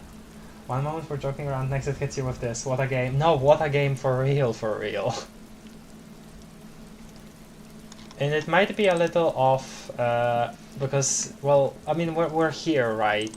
Whenever when I walked by this yard, there was a thing of somebody's cooking in here. So I guess we could confront, what was his name? Hank? I forget the name.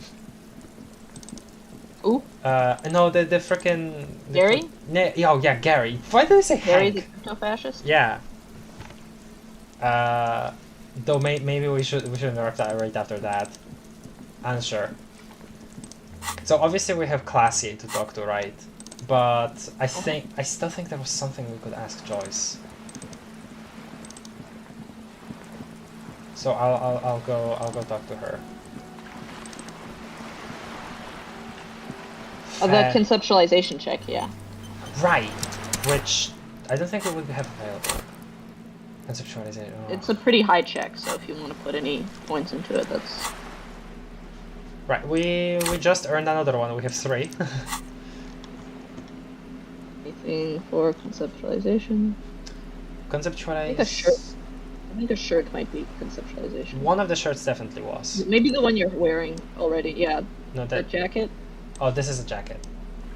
Yeah, but the shirt you're wearing already, Yes, I think, yes, might have it is. conceptualization. That's correct. That's correct. See, I'm learning. You're I'm learning as well. There's a lot of clothes, so it's easy to miss. I don't know if there are any other ones. Maybe a tie. No, that's Shivers. That's Inland Empire. This is plus Inland Empire and plus Volition. Trauma, Logic, Wikipedia. Yeah, I think that's all. Yeah, that's it. I don't actually remember if we failed already. Let me just look. Allow me the look. Oh, actually, you know, since we're talking to Joy, I think it would be also good. Yeah. To switch some check your other glasses. clothes. Let's get some logic on. Oh, this is actually encyclopedia, so no. I mean, Joy will be the one explaining the world to us like usual. So, the hat. Plus 2 logic. Oh man, looks a little ridiculous, but it's okay. Yes.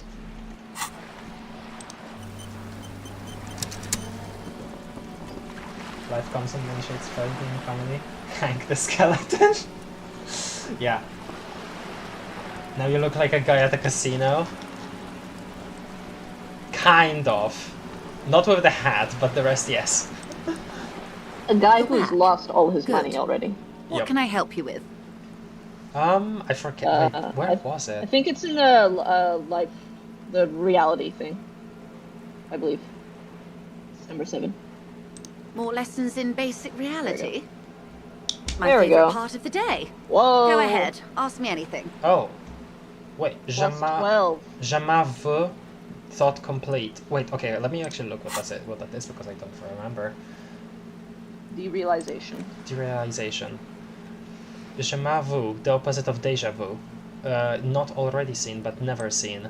Everything that should be familiar appears strange and new, like some half-forgotten day in your childhood, only now. That's the feeling you've been having, and for who knows how long. You should go and ask Joyce Messier about this. What world are we in? This is the fundamental question. We're not forgetting that. Alright. Plus 2... Oh, interesting. Plus $2 day as well. Reach for something fundamental. I mean, yeah, that does make sense. Even though we have only... Yeah, I think this is a pretty much as close to guaranteed check that you never get. It's the plus 2 Dolores Day is actually also interesting to me, because I mean, we haven't seen her mentioned before much, but Innocente Cruel was mentioned like vaguely, right? And yeah, seeing, but after we remembered everything about her, and after having that conversation with Kim about her and Innocente Cruel, and how much of an influence it is on this world, even to play like you know, it definitely seemed like a very big part of how you know, how a lot of people see things by default. So that is interesting, that it is cool that that is taken into account in this check. And it also, to me, really, that underlines how long it's been since we've properly talked to Joy, because we've had our entire adventure on the other side of the coast. Alright. Rich, what is... I think Rich, 12 plus 2 plus 6 is already 20, so this is just guaranteed. What is all of this? The scent, the sound, the air. What world is this? What world? The only one, I suppose. The world of matter. And its pale antipode. The fading pearls of her eyes look to the sea. The camera of her mind glides over the surface of the water. What do you see? Great bodies of water. Forest-covered surfaces. Clusters of light where the cities lie. You've seen the montage. We all have. This world is enough. She concludes. There is a term of endearment they coined for it, in the DeLorean century, when humanity was high on this world, discovering more and more of it, these archipelagos included. That's what she means, that this world is enough, because what is inside of it is defined. Elysium. Shivers, shivers. Is this the one with the evil apes? Elysium. The world needs a term for needs a term of endearment. This world does not deserve a term of endearment. Does not deserve versus needs. Honestly, too. It does. There are those who would call it hell. What is hell? A term of hatred that originates, like many such things, with the Mesk petro-fascists. Oh, here that is the case in this world, huh? Wait, petro? Like oil? Yeah. Huh. I don't feel like I have got the whole picture yet. Oh, you want a picture of the world? There is no complete set yet, dear. They're having some trouble reaching orbit. Oh. Interesting. So if that is the case, and if space travel now, because obviously we've heard about, I mean that's kind of a big deal to me, because we've only heard about the stars, then we've heard one mention of a galaxy. The first time any sort of space travel is actually referenced, as far as I remember. So that's kind of a big deal.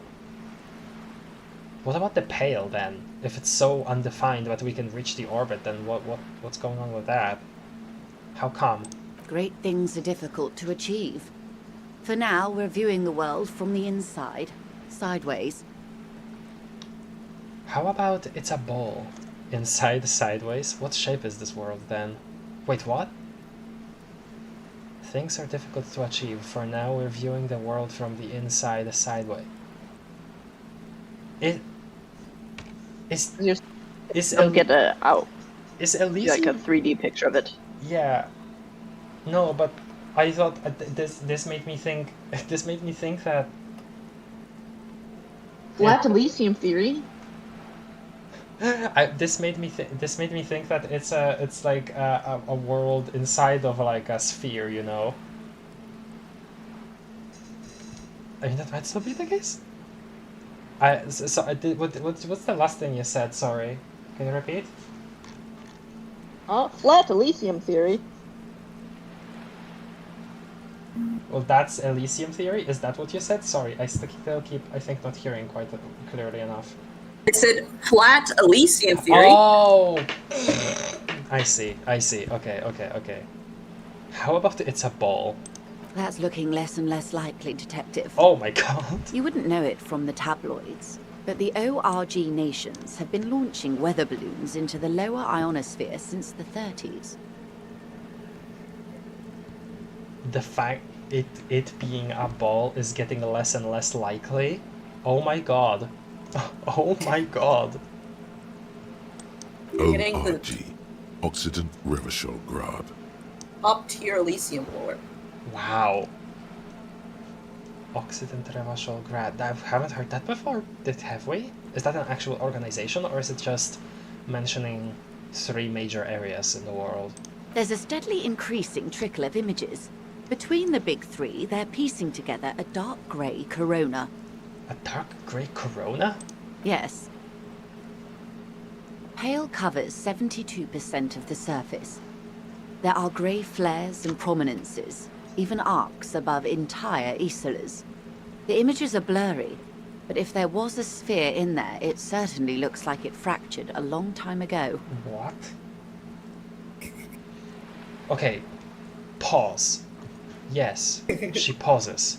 Pale covers 72% of the surface. Yep. Okay. I was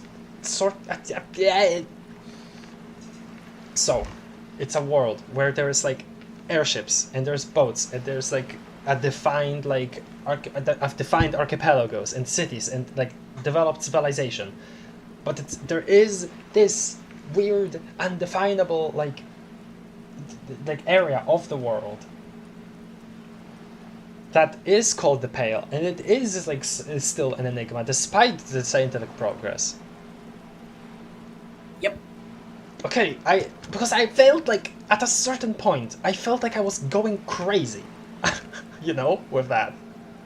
At a certain point I felt like I was going crazy with that. Oh my god.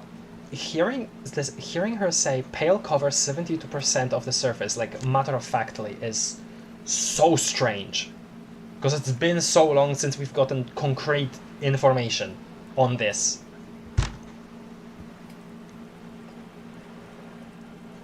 There are grey flares and prominences, even arcs above entire isolas. The images are blurry, but if it were a sphere in there, it certainly looks like it fractured a long time ago. Wait, no, pause. So is it above the world or part of the... Now I'm confused. I hope it gets elaborated on. A cold fear seeps into you.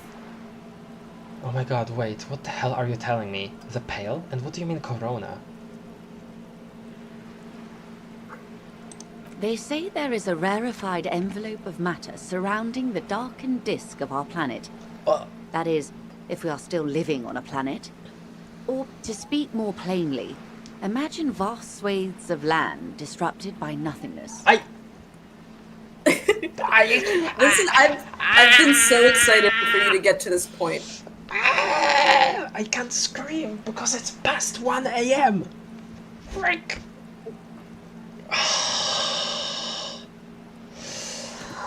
Okay, I'm glad that you're happy about it. I'm very, very glad. Okay. They say there is a very hold on, okay.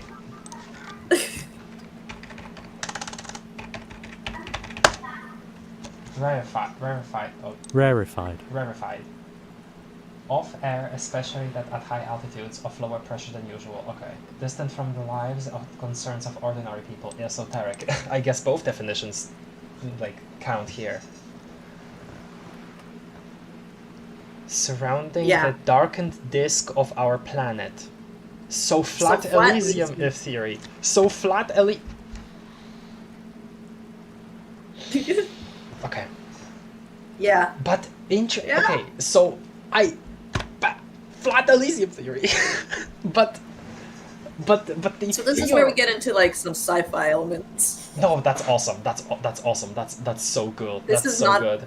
It was already very clear from the alternate history, but this is not Earth. No, obviously. Obviously. Let me describe what I thought about before. I didn't exactly want to imagine the shape of the world, right? Because that's been incredibly unclear. But I did imagine all of these archipelagos like this vast body of water, and it's surrounded by like this weird mist. Every time they mentioned the Pale, I thought about like something misty, and even if there's land there, then even like it kind of tangibly covers the ground. That's what I've been imagining in my mind's eye ever since the first time we heard about the Pale from the frickin' book about alcohol in the bookstore. They say there is a rarefied envelope of matter surrounding the darkened disk of our planet. That is, if we are still living on a planet. Or to speak more plainly, imagine a vast swathes of lands disrupted by nothingness. So, they don't have a clear picture of everything. And is the nothingness water? Or no, the nothingness would be the Pale, right? So does that mean that the disk is like... The water is water. Yeah, the water is water. The water is water. But does that mean that like parts of the disk are like drifting apart in space? Ethan says, I guess this explains why there are white spots on the map. It's literally unreachable. I forgot about that. I entirely forgot about that. Wait, so... It is the first living on a planet. So I wonder if the Pale is like this world's version of what we in our world theorize as, and this is something we talked about, dark matter / dark energy. We talked about this on the last Half-Life stream, Half-Life 2 stream. Like being this stuff that we have no idea of the actual properties of, but scientists have concluded that it is something, because otherwise, like, the cosmic scale gravity of everything wouldn't make sense with how fast the universe is expanding. I wonder if the Pale is kind of has a similar enough role here, where it's like, if it's a white spot, right, then it is something of that variety that you cannot approach. There's something just inherently stopping you. I wonder if that's the case. I would say the difference here is that Pale is something tangible to these people. Like, nothingness, but they can see it and they know, like, it's like, whereas dark matter we can only prove exists mathematically. Right. This is something that we can physically see. No, for sure. If you remember when I talked about like when like the comparisons of the Pale with like afterlife stuff, because I never said that the Pale is the afterlife. I never said that. I just remembered that it might be something like a way that some people in universe conceptualize it, because of the fact that in our real world there are many mythologies where the afterlife is just a far-off island nobody has gone to, right? Like I'm pretty sure I heard about some Japanese myths that describe that, though I'm not very knowledgeable on that, so somebody could correct me. And obviously something that comes up to mind right now for me is also how in the Divine Comedy, that's not a myth, but that's just a a book. But in the Divine Comedy, Purgatory is described as a massive mountain of an island, like on the other side of the globe. Simply because nobody has went there, and it was before Europeans set foot in America, so that was also kind of something conceptualized, right? It was physically there in the world, but just didn't. That's what I've also compared it to, but that's because it's like still an enigma, despite it being physically there. You can see it, right? It's still connected to that kind of stuff for some people. Sorry. Okay. Let's move on. Let's go on because I'm sure there is more here. I am sorry, dear. It must sound quite terrifying through the acute encephalopathy. Even scientific positivism isn't entirely convinced about what we're dealing with here. Encephalopathy. That's memory loss. Oh. She's referring to your memory loss. It's a disorder or disease of the brain, especially chronic degenerative conditions in modern usage. Encephalopathy does not refer to a single disease, but rather a syndrome of overall brain dysfunction. The syndrome has many possible organs. Okay, well, so here she's definitely referring to memory loss. Yes. Even scientific positivism. Let me see if that's an actual thing. Because I see the word positivism and I think of the era in the art world, you know?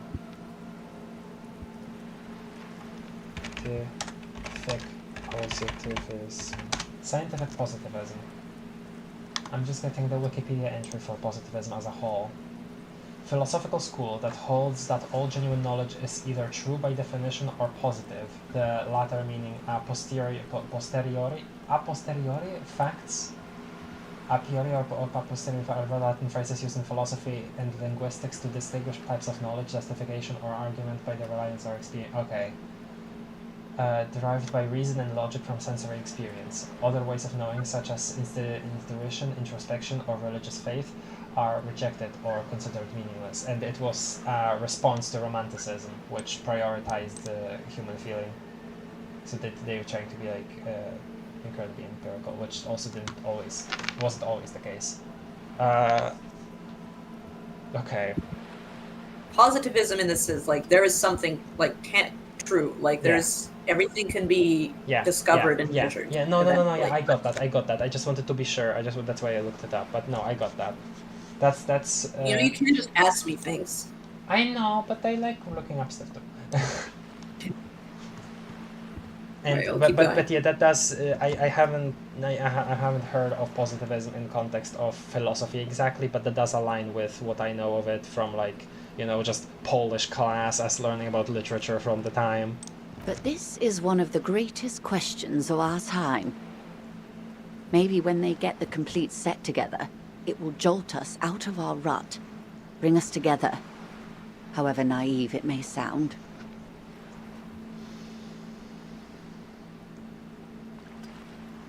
When they get the complete set together of questions, of answers, I guess, it will jolt us out of our rut, bring us together, however naive it may sound. I personally, I always think it's good to have that thought, but there's always space for proactive action, not just waiting for something to happen which will cause unity on its own. Yeah. A fractured corona doesn't feel like it's gonna bring anyone together. Maybe it's like a more, active effort to stick together if we're drifting apart. Or You have misimagined it. I don't have the power to convey to you the effect and geometry of the images that depict our world from below low orbit. It's like the crowning of the world. It's insane. Very disco. Very disco. Love it. Elysium. Well, if you say it's disco, doesn't sound like any kind of disco I'd like to go to. I don't care about disco, I only care about the commune. Can I care about both?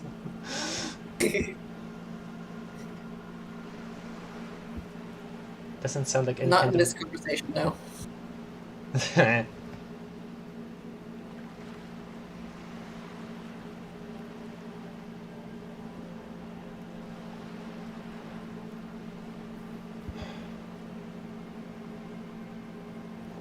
Honestly, in this context, perhaps. I like how the commune is capital C. When she was talking about sticking together. See? Everyone finds something worth holding on to in this world, however wasted its opportunities. The cold seeps into you. The air is heavy with 80% humidity. Suddenly, you're conscious of yourself standing there, on whatever this all is.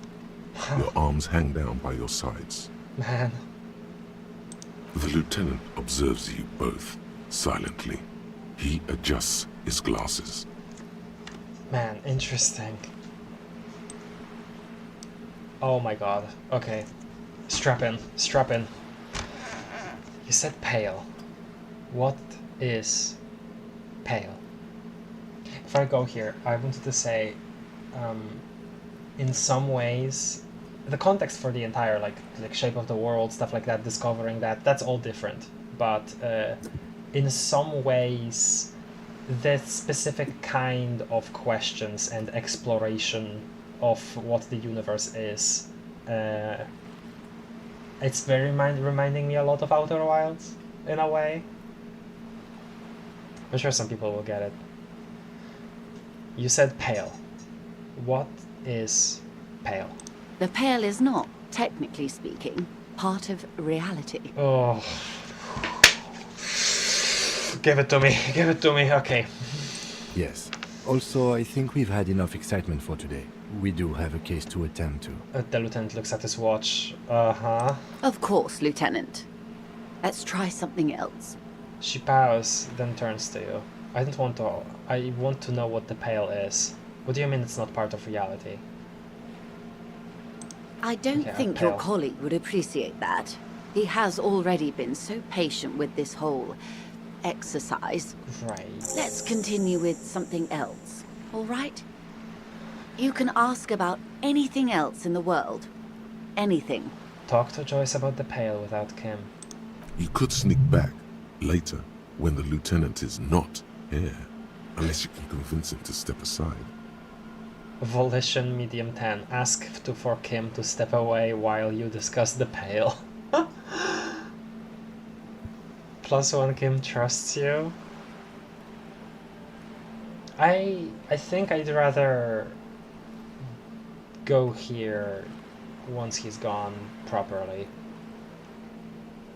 I think that's okay. No, I want to know now though. I don't want to know in like 2 play sessions more. I don't want to know in like 2 weeks.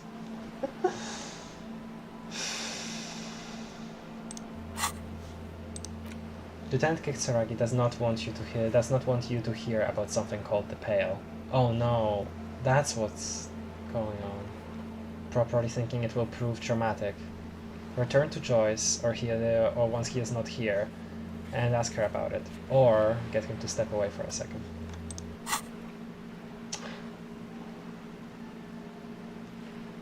I wanna do it. Let's go. Good idea. Just ask him. He won't make a scene. Kim, can I talk to the mom alone for a second? Fine. He steps away with his notes. That was like something of genuine concern there, though. He did like if the note here said that he doesn't want Harry to hear. See? What can he do? You're a grown man. I suppose. Volition, dang. Now, what is the Pale? Are you sure you're sure? Your colleague seemed adamant. Yes, what is the Pale? Okay. The Pale is the most dominant geological feature of the world, Detective. The separative tissue between the islas. It is the inter-islary mass. Between islas? But it's not water. Wait, and what is an isla? Right, I think that's an important question to also ask, because it's not like equivalent to continent or island, I don't think. Isla is a Messinian word for a continent of matter, enveloped on all sides by the Pale. Also, isolation, or landmass. We used to believe there was only one. In the last 4 centuries, we have discovered 7. And the word Isola has shown up so many times before this.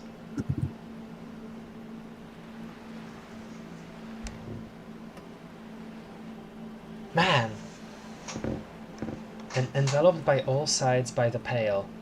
So that means that to discover others, the Pale would have to be braved. And this going apart thing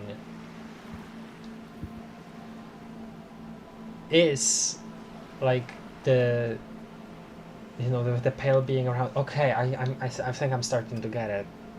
So how is the way to brave the pale? What, airships? Can you not be in there? If it's constantly expand, so geological feature. I mean, that makes sense because geological is anything like, at the shape of the world. The way that oceans are is geology because plate tectonics and everything. But if the isolas are going drifting apart, what's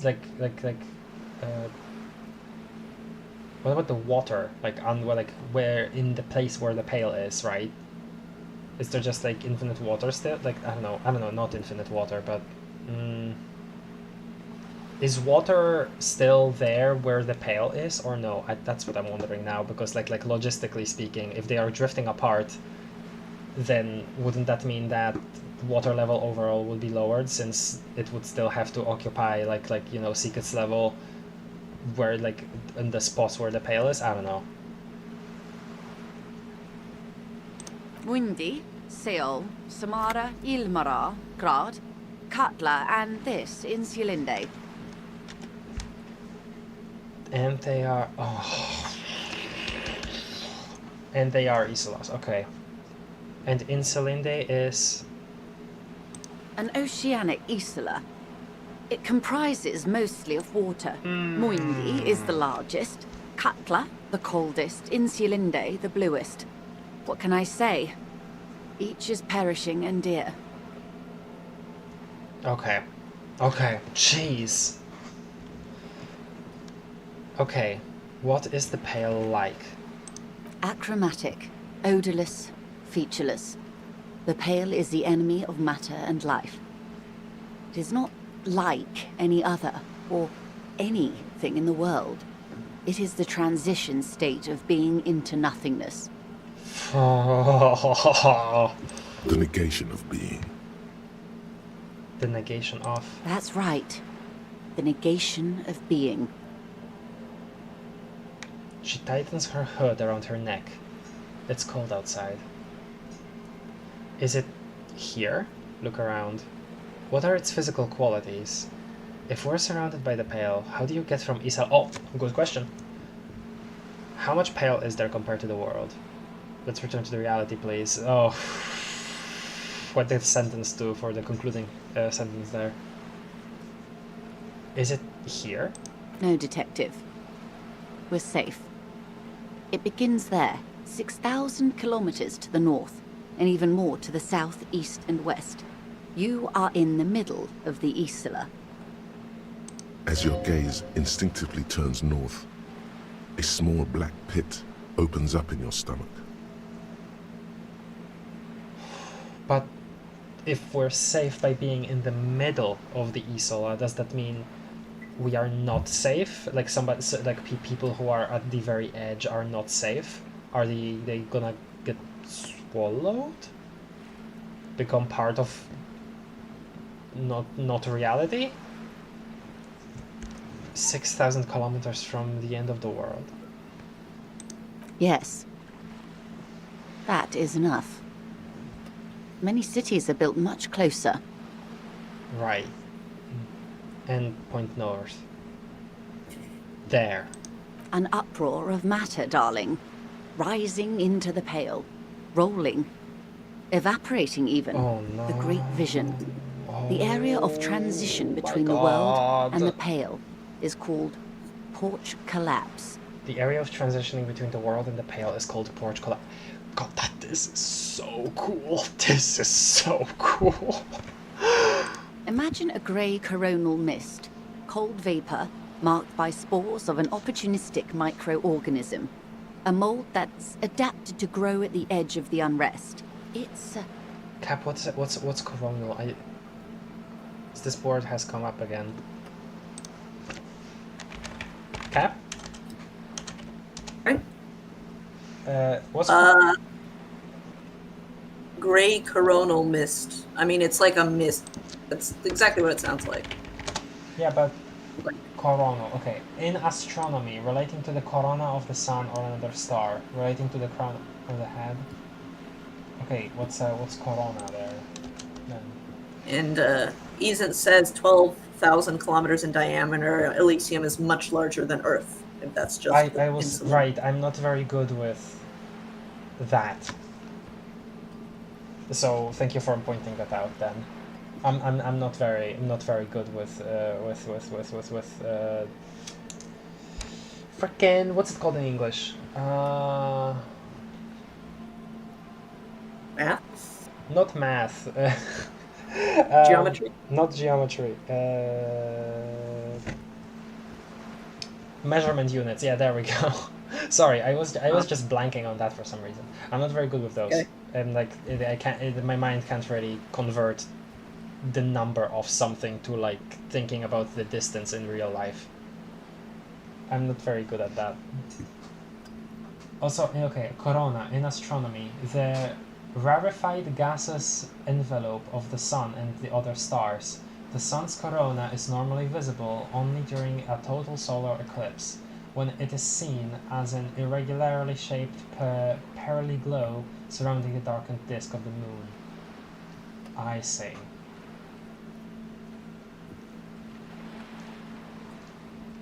So we are taking astronomy language and applying it to like parts of one planet. God, I love when stories do that. But then what about galaxies? How does the sun work? Oh man. Okay. Cold vapor, marked by spores of an opportunistic microorganism, a mold that's adapted to grow at the edge of the unrest. It's the most disco thing you will ever see. Disco Elysium. Man, interesting. I will have to look into then what like the word disco is associated with, because okay. I think in this situation, it's just like radical, cool. Like yeah, like out of the world, outstanding, like okay, incredible. Okay. You know, if our world is called called Elysium, if this world is called Elysium in the game, and the game is called Disco Elysium, that's almost like describing it as a Disco Elysium, right? Yep. Kind of going maybe perhaps a little against what she said with, well, it's the only one, our world. In a way, that title itself kind of goes against that. Maybe I'm reaching there, but it's kind of it's a thought that got put in my mind.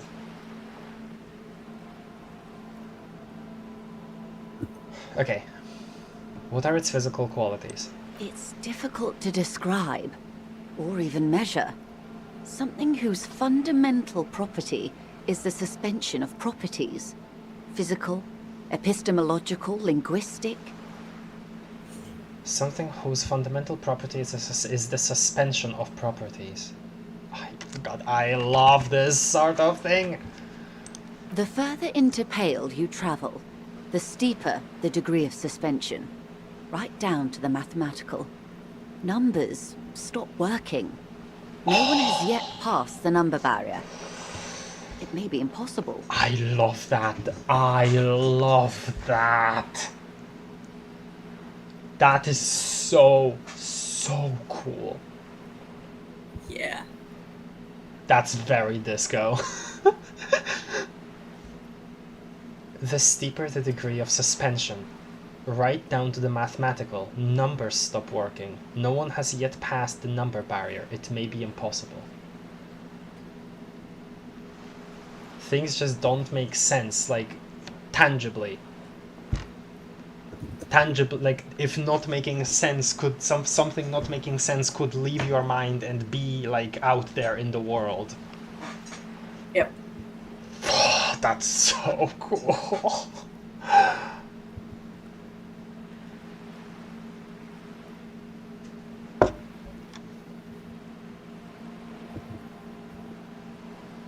And no one has yet passed the number barrier. Again, in the side of the Isolas, they're trying to in some way make sense of it. The further you go into it, the less sense stuff makes, and no one has gone past the number barrier because it's known that eventually numbers do stop working in there. It's still they're still trying to quantify it, but that's only because not everything doesn't make sense, but the further you go in, there eventually is a place where nothing makes sense. Yep. So they're still trying to quantify what they can. That's... Yep. That's so cool! Yeah. That's so At cool! some point, if you numbers don't make sense, then you can't exactly measure it. Yes, exactly. Your computer stop working, you know. Everything you can use to measure things stop working, and measurements themselves are just not real anymore. If we're surrounded by Pale, how do you get from Isola to Isola? Oh, it is so difficult for us. Her lungs deflate, her words sound like a sigh. A squall of birds. Hardware operating in the harbor. Firm. Self-evident. It is possible to force dimensions on the Pale. In modern times, we can even compress its latitude, bouncing radio waves from one end to the other, shortening the path.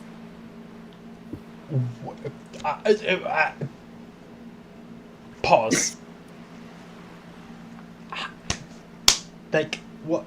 Stretching space-time to, like, make the path between Isolas shorter through the Pale?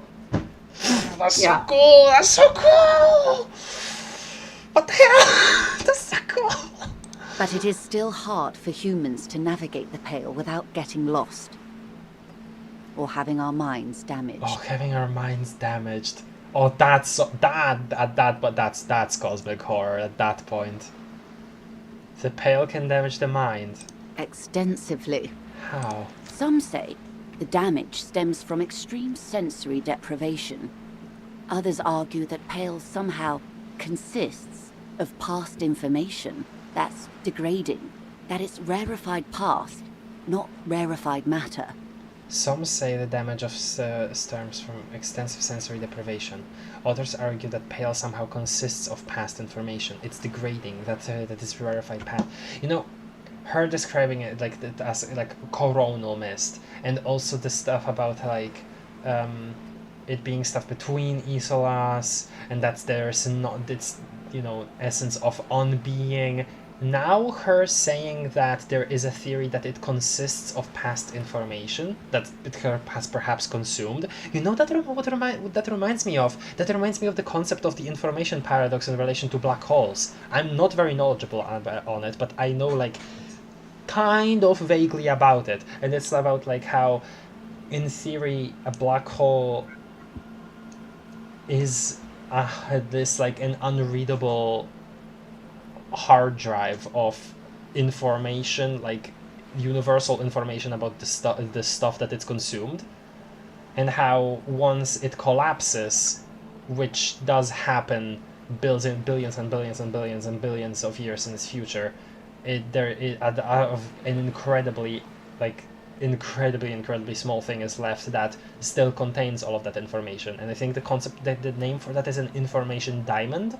It's very, I don't know how backed by, like, you know, maths that is. It probably isn't, but I know that concept exists. And again, not very knowledgeable about it. I just know that, yeah. And it's making me think of this. They call it the blend over of the self. The Pale does not only suspend the laws of physics, but also the laws of psychology, maybe history even. The human mind becomes over-radiated by past. Over-radiated by past? Okay, I don't think I understand that as well. Who says and who argues? Oh, who says and who argues? The logical positivists say The dialectical materialists argue.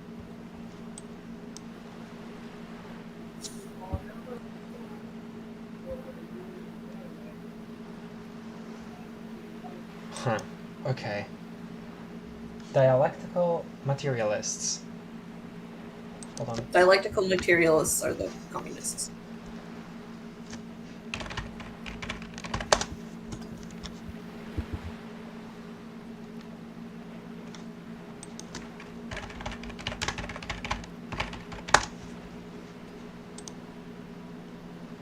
Logical positivism, also known as logical empiricism or neo-positivism, was a philosophical movement in the empiricist tradition that sought to formulate the scientific philosophy in which philosophical discourse would be, in the perception of its proponents, as authoritative and meaningful as empirical science.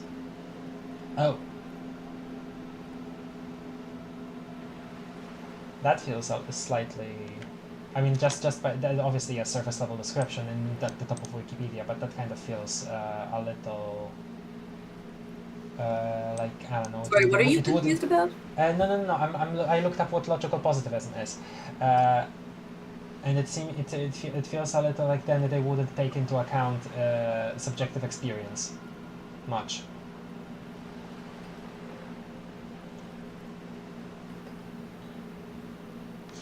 Okay. What does this over-radiation feel like? It feels terrible. Absolutely terrible. International standards strictly limit civilian travelers to 6 days of pale exposure per year. That's... And again, and despite it all, there's still like some kind of like standards and like rules for people trying to... Because obviously, like if there is still reality surrounding the unreality, then obviously there would have to be something like this, but just getting it described, that's just fascinating to hear about. It's more for her. Way more.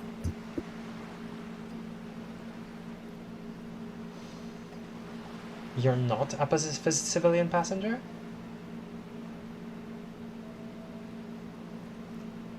No, Lieutenant Dubois. I'm entreprenetic business class. I'm cleared and trained for 22 days of Pale transit annually. God, that's such a reveal, because we've been hearing about the Isola, but hearing that you have to traverse the Pale to get from one Isola to another, that's... Yep. And thinking about how, if the Isolas are drifting apart, that means that travel between... Well, okay, they can send radio waves, like, because they have she mentioned, insisting dimensions on the Pale, but physically it will be like it will get farther and farther, and that just brain damage on the from being in the Pale will just get like worse and worse just because of the distance. Man, that's a concept. Perhaps that explains her strange pining after the revolution. Some degraded early memories.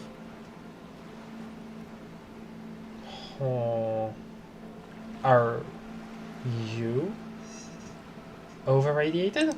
Up to my gills, officer. Oh. It's still interesting to call it radiated when radiation is literally like, you know, exuding waves, right? While this is supposed to be the deprivation of anything else. Do they have to like wear a word for it? Can you repeat? Sorry, I don't think I heard. I said that they kind of have to use that word because there's no really other word for it. I guess.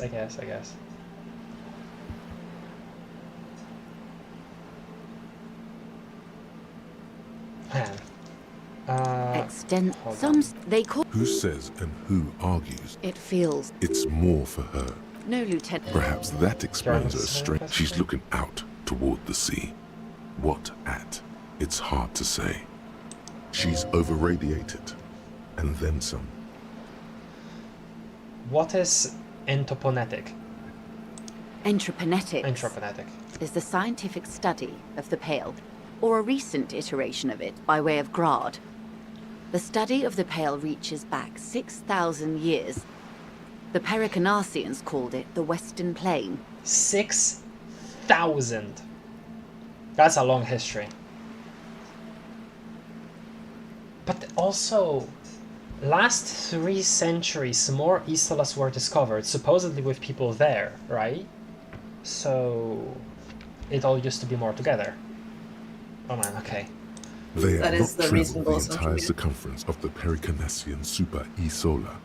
It was not merely in the west, it was everywhere, even then, Yes. surrounding them. Sorry for interrupting you, but yeah, I was just making that assumption because of, you know, somehow humankind would have to spread, you know, how it does in our world.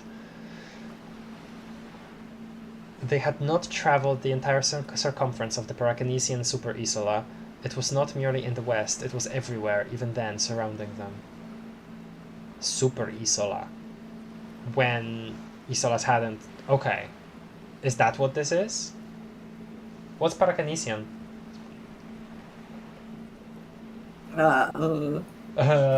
Is that a specific... name for the suits. It's a name for a place. Okay, sure. Yeah, okay, it's not a thing. Actually, wait, no. Pericarn... No, okay, never mind. I feel like it's definitely a disco term. It's like an something you can look up. Pangea equivalent. Sure. In a way. Except, yeah, with the Pale around. Did they cross it, the Western Plain? There are signs of pre-modern crossings. Successful navigation of the Pale relies not just on technical know-how, but intensive psychological preparation. Some of these tactics have been known for thousands of years. What has anthropometics changed then? Nothing. We remain powerless before the Pale. The only real advance in Pale transit is the speed with which an aerostatic craft can pierce it. Okay. Less exposure leads to less effects later. Okay. So it is airships is like a solution, but not for the reason I thought. Hybrid airships, Detective. Conventional rotors or jet engines no longer add velocity after the point of reference for motion is suspended, once you've crossed from near Pale to far Pale. Wait, so they would be using the Pale's like effects on the laws of physics for faster travel? Question mark? In essence, we throw them in and they come out the other end. If we throw them precisely. If we throw them precisely. Now it's making me think of the furthest ring. Then they don't. If we do not, then they don't.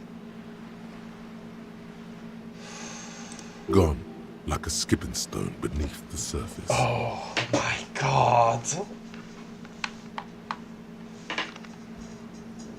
Mm-hmm.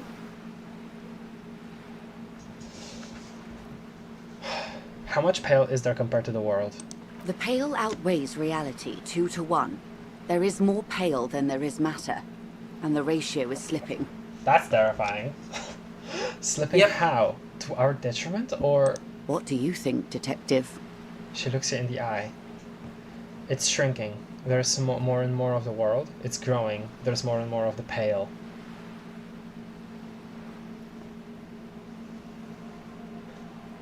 It's growing. Precisely. One of the few measurable effects of the Pale is that it is expanding at an unknown rate. An intuitive conclusion of that development is that one day the Pale will cover everything. But this sort of talk is mostly left to extremists. It's not extreme at all. I know it's going to happen. Cover everything? That can't be. Where would we go? Stay silent? 2. Most people, and indeed most private and government sector organizations, entire civilizations and religions even, find handy ways to ignore or downplay that knowledge. Oh god. I suggest you do the same. Oh god. Off we go. You see the hanged man's mouth open. Off we go into the wild pale yonder. One and all. They say pale is death, but for the universe.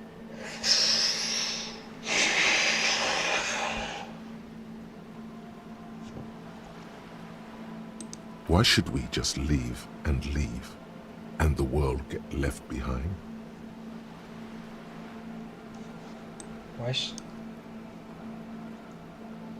Off we go into the wild pale yonder, one and all. So it's that, saying that and describing the pale as not as death, but for the universe, but also sometimes when it is referred to as just death in general, that's referring to how we are leaving the world behind for it to deal with the pale on its own. That's what I'm getting from this.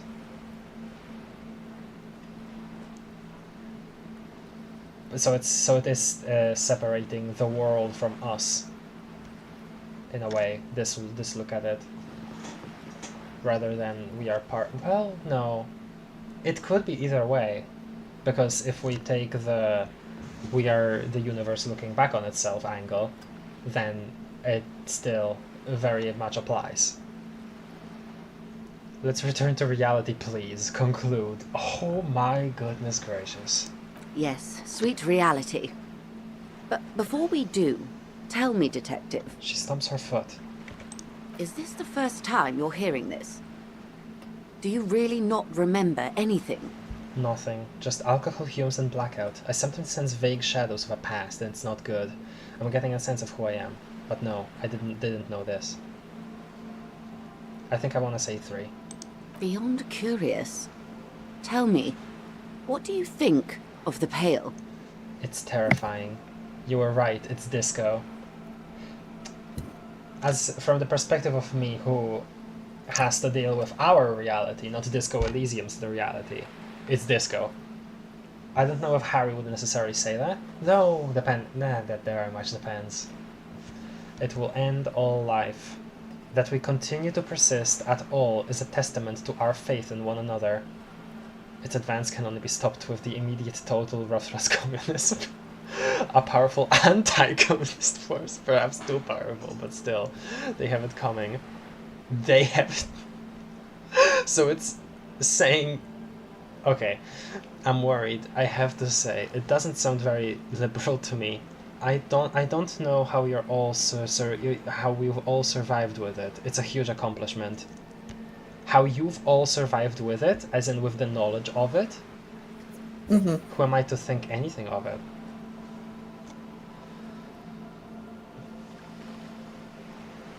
I'm strongly gravitating towards 4. This is the sort of thing that Outer Wilds taught me to respond to stuff like this with.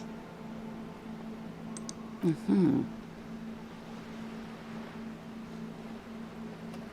Her eyes tense. Crow's feet radiate from them. She observes you. Your bloodshot eyes and swollen face. You really didn't know. This does not spell good for the investigation, Detective. Oh god. If you don't know even we came off as then... naive.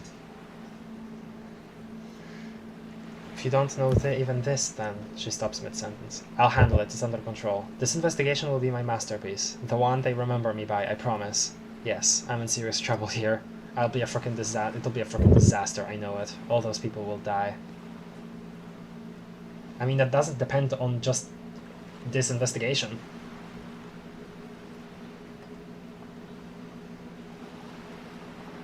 This feels super starish, the second one. I think you've got it. I think I got it. It's under control. I hope so. I truly do. If I may suggest, hold on to your colleague, Kitsuragi. I ran a check on him and he is very competent. In the meanwhile... Some of that assurance is meant for herself, as much as it's meant for you. She must have a lot on the line here. You have me. I will assist you in any way I can, even if we have to do it one basic term at a time. She gives you a slight bow. She is genuinely, like, curious, concerned, and wants to help. Good. You have not passed out from it. Perhaps I worried for nothing. Are we still on the reality lowdown, or should we do actual police work now? The lieutenant returns. I needn't have worried, Kim. That was freaking insane, Kim. Right, let's get to work, Lieutenant. Some more reality lowdown before we go. Nah, we're done with that. That was freaking insane, Kim. Yes, well, the rest of us have dealt with it for thousands of years, so... He looks around, a little uncomfortable now. I wonder... yeah. Dealt with it for thousands of years, but at the same time tried to not think about it when doing real, you know, everyday reality stuff.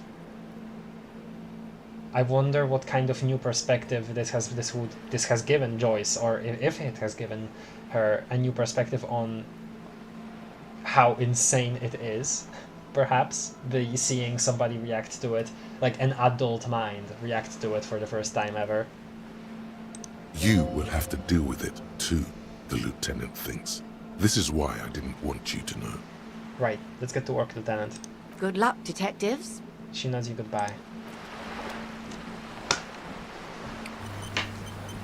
Phew! Phew, indeed.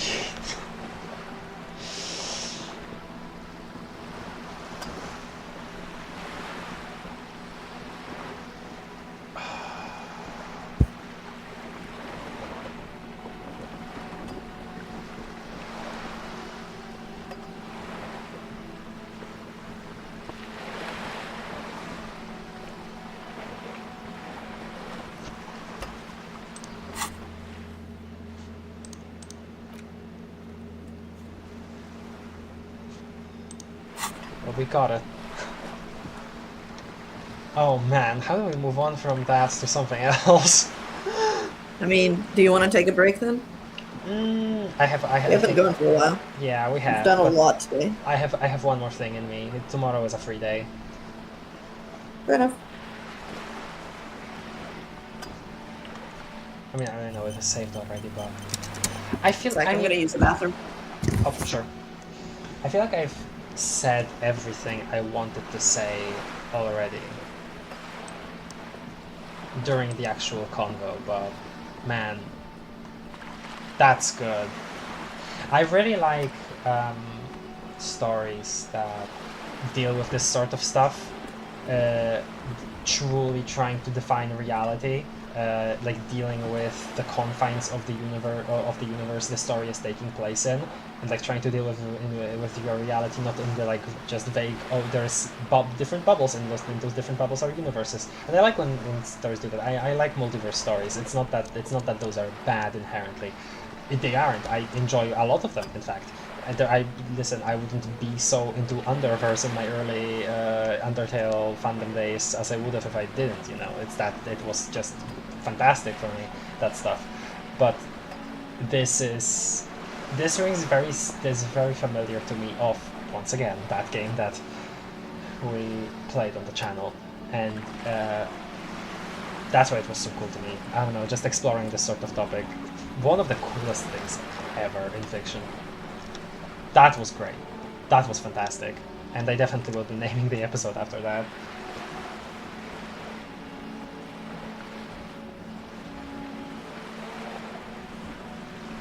Oh man.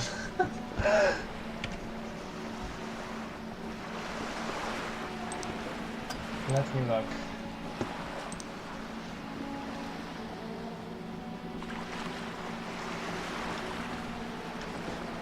You know what? I'll rename the episode that right now.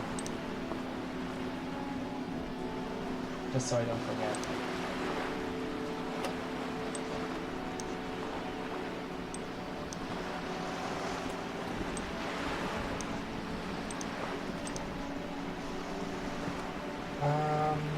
Stream settings.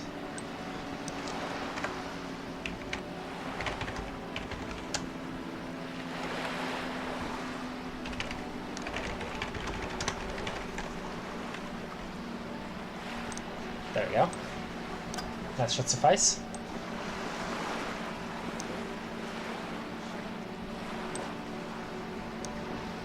Let me look at the chat.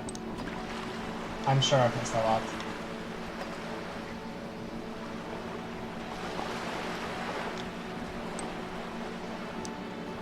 And so he's saying Artemis 2 is on its mission right now, IRL? Yeah. It's been a bit since you sent that message, but I definitely, yeah, I get that. That is pretty fun. This reminds me of that image of a flat Earth on a giant ice ball, I think, which is ironic. That, I would like to see that. That sounds really funny. I really like that. If we're talking thematic meaning, not nature text. I guess this explains why there are white spots on the map. It's literally unreachable. Let's go gambling, let's go gambling. Hey Kim, what's that? 97%. They can traverse the Pale, but it's much harder than sailing, or much longer. 12,000 kilometers, yep, read that. This is, I learn about this world. If you take Disco as study or learn. Oh really? Is that a meaning of Disco? I wouldn't have known. Oh wow. Once again refer to Marx's theories of alienation and non-time space compression. I'm pretty sure that's where it comes from. The black hole information thing. Sorry if I'm being the annoying covered Marxist theory communal. Don't worry. I have professors for that as well. No, this is some WH to 40k type stuff, Warhammer 40k. Oh, I did not know. I mostly just know 40k from being the, like, pessimistic space opera. Not opera, okay, it's not a space opera, it absolutely is not, but yeah, for it being like the poster child for the grimdark genre. And how hopeless all of the societies within its world are. I did not know it actually dealt with this sort of stuff. Oh, hello. I was replying to Izin mentioning Warhammer 40k, which I just mentioned that I wouldn't know that it explored this kind of topic at all. But honestly, with how honestly, now that I think about it, it could probably attach this stuff to its concept, to you know, its general pessimism about the universe. So, though again, I'm saying that from somebody that doesn't know anything about it, so you could correct me absolutely 100%. Physically, no matter can be quote-unquote destroyed. Yeah, just like how energy, yeah. So black holes can theoretically only compress matter infinitesimally. I say theoretically because no one's fallen into a black hole yet, right? And right, and I mean that makes sense because that's what, after all, that's what the gravity well is, and the event horizon is like the gravitational pull. Yeah, that's me, baby. Oh, conversation here. The cap typing in chat as well. Yes, I didn't want to interrupt the Pale discussion.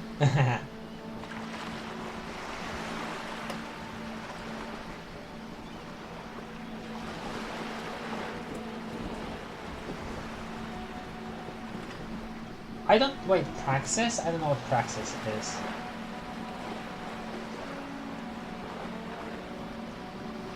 Praxis is like... Okay, how do I describe this? It's some... I'm gonna like out myself as a bad communist by explaining this poorly. It's like... It is like practical, it is something actionable, practical, and like backed by theory, basically. Okay. I see. Praxis. Clown emoticon. Yeah, okay, application of theory in reality through practical means. Okay. Yes. It doesn't seem like a necessarily a commie thing, but I'm sure that it was just, you know, coined by them. That's why you said that. Sorry, Harry, it's gonna take you 3 years to get to the Alpha Isola. What? Oh. Okay, no, that's brilliant. That's brilliant. 3 Homestuck references this stream. Let's go. Watch me rev up my golden ship in the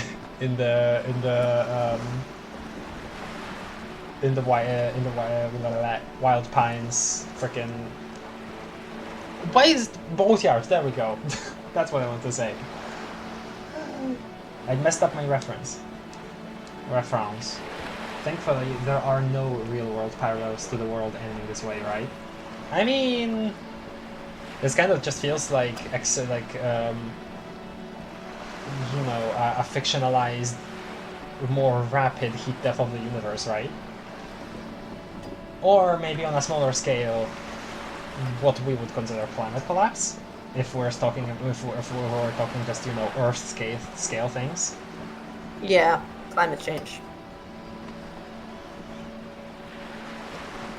I wonder then if they've discovered at all what causes the expanse of it. Because, okay, because nothing, you know, when there is truly nothing in our world, right? That, we call that a vacuum, and a vacuum is like basically characterized by being cold. It's the coldest thing, right? And I'm thinking about that in relation to the Pale. Like, far Pale, I wonder if the places between Isolas are never considered far Pale because maybe that would be too cold, because that's just an absence of anything that would make things warm. And I wonder if there is a need to, I don't know, like wear, not gas masks, but like, you know, breathing tubes or something, to or some kind of have some kind of oxygen supply. I wonder if, because, you know, in a lot of fiction, when there is like a void or nothing, a character is still able to step into it and like walk around and stuff like that, regardless of if in normal circumstances they need oxygen, a certain temperature and everything like that, right? They will just, if there is like a space that is described as nothing, they will still be able to like walk around in there, to be there. In a lot of fiction, and I always kind of rationalize that in my head. Not that you need to. I mean, you absolutely don't need to. You can have like an infinite amount of suspension of disbelief with that kind of stuff. But what is fun for me, I'll describe it as that. What's fun for me in those cases is to imagine it as you're not being there, like entirely physically. You're in there partially conceptually yourself. Because of the absence of anything physical, it's also an absence of something as the rule that you have to breathe, that you have to eat, that you have to maintain a certain temperature to live. You know, that's kind of off topic, but I thought it would be fun to share.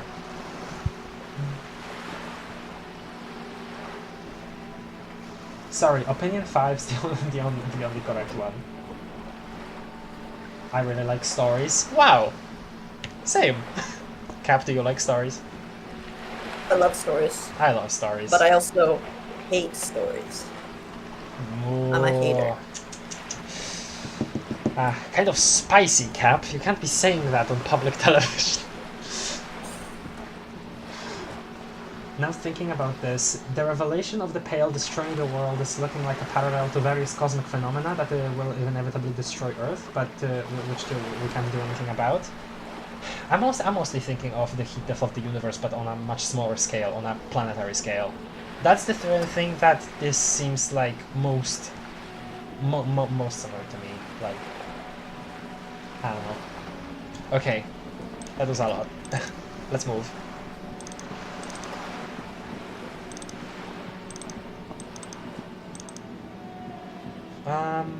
Okay, let's look at our tasks. Right, report to Lena. Forgot about that. I restocked the trap, Luna. Not Luna. For a second I thought you were a different co-host for some reason. No, silly. Oh, right, wait. I was gonna remind myself of this. I wanna go check something in the bookstore. Hey, how are you going? Hello again, esteemed officer, and welcome to Crime, Romance, and Biographies of Famous People. Okay, Okay, but please, only a few questions. You wouldn't want to disturb the spirits. Oh. Wait, this is a new question. What about the words in the back of the door? Yes, the Simonees are very crafty, and their wards are extremely powerful. Lesser wards simply won't do here. Okay. Do you have any new? Anything new? Oh. Hello. Hi, Ace Detective. Are you here for more books? Okay, bye. See you around, Annette. I think the book I'm looking for was upstairs. Fairly sure. Oh, frick. Hello. Everyone knows the most interesting thing about fascists was their I feel like we've already read this exact line before. This bookstore is not strictly about crime, romance, There we and have it. biographies of famous people. There's also a wide range of paranatural literature. Okay. 420 real. Oh, nice. Blaze it. Alright, I want to buy medical purposes of the Pale. Indeed. Something about that book does seem to have spoken to you. Okay, Well, I hope it contains what you're looking for. thank you. We're not gonna read it with Kim, we're gonna do that at night, but... About time, I reckon. About time. A small green book giving off a peculiar, foreboding impression. Although it's hard to figure out why, it describes the various ways of healing the debilitating ailments through the use of Pale, some of which sound implausible at best. I wonder if this is like sensory deprivation as healing, like as a meditation thing. I wonder if that's what this is. Oh man, we probably could have learned a lot more about the Pale from that book if we bought it early on. I didn't even think about that for a while. Man, that's my bad. Actually, what other books are here? The display rack is brimming with worn paperbacks featuring an extremely muscular, sword-wielding barbarian on the cover. Yamdalman. A small mountain of colorful board game boxes. games. There are numerous types of games. You should play Suzerainty with Kim. Honestly, I mean, we last time we were here, we didn't have the funds, so I might. What's the point of having money if you can't spend it on game boxes. fun things? There are numerous types of games for all ages. Fine. A lot of shelf. Wonderful choice, sir. A wholesome family game. Okay, let's see. Board game Suzerainty. A civilization-building board game where you get to choose a nation and set off to colonize and exploit other cultures. Incredibly family-friendly. A star-shaped note on the book proclaims the game now includes a completely new genocide. This is just like Undertale. This is just like Undertale. Wow. But when you spend money, you don't have money. That's true. It's true.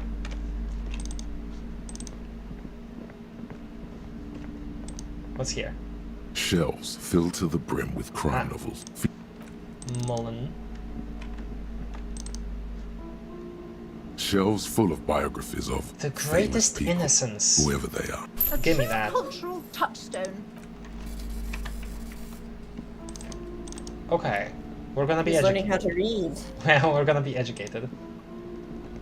Several maps have been attached to a bulletin board hidden inside the alcove. They're held up by small pins. The maps look old and faded. Your eye catches a map of Insulinda, a map of Revachol, and a map of Martinaise. Insulinde. This large map displays archipelagos. You see a constellation of small dots on the light blue emptiness of the Insulindic Ocean. The largest in the northeast is La Caillou. You are here. Another far away in the southwest, Seminese Islands, Ile de Fantôme, Ozon, Laurentide, Fas à la Mer, Archipelagos, North Arcade Islands, all just specks of dust on the vastness of the Insulindic. On the edges of the map, the color fades into a blur of dotted lines, black and white. Is that maybe showing the intensity of the Pale? Disintegrating into mathematics. Or disintegrating the mathematics as well, apparently. In the northeast, a dust mite stands on the north coast of Caillou. in a bookstore, it's you. Radiating outwards from you, the suzerain Revachol. With a radius of 80 kilometers, still, the crown jewel of this Isola would be barely visible. Paradox Interactive if they weren't freaking around. What did Paradox Interactive make? I feel like I recognize that name. Paradox Interactive. Oh yeah, I definitely recognize them. Let's see. City Skylines. Ah. Oh, Europa Universalis. I've heard of that, but I don't know anything about it. Stellaris, don't know about it, but I've heard the name. Hearts of Iron, I've heard the name, but I don't know anything about it.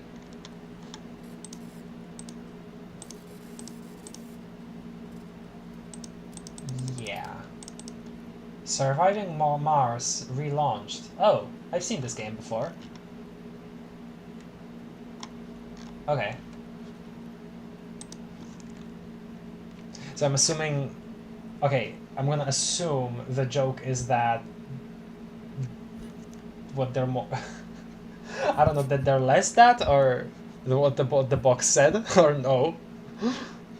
I wouldn't know. I'm not really that familiar with their body of work. Can you see cities on the islands? You can. On Caillou, Revachol, a single black star. On Ozon, Fondelier, and Vilmandu. On archipelagos, Croyan Moran, Villiers. On Seminine, Olduvai, and on Laurentide, Deora of the Seven Seas. Lost little pearls of light, tiny fires in the dark. The ocean breaks apart into a tangle of cosines and azimuths, all pointing into pale nothingness. Muindi is the north azimuth. Grad is the northeast azimuth. Samara is the east azimuth. Seol is the west azimuth. Isolas, they're called. Isolas. Connections to other worlds. Words past the Insulindian, unknown to you. You only know you've never been there. That's why I had this concept, that concept at the very beginning of the playthrough. Very different than what I described today. Describing them as other worlds here. 850 million people live on these tiny dots. An oceanic world of culture and commerce, torn apart by history. And apparently the history itself is being torn apart as well. Yep. Oh man. And again, 850 million, much less than our world, but a much, much larger world as well. Look at the map of Revachol. The north coast of a verdant island is shattered by the delta of a river.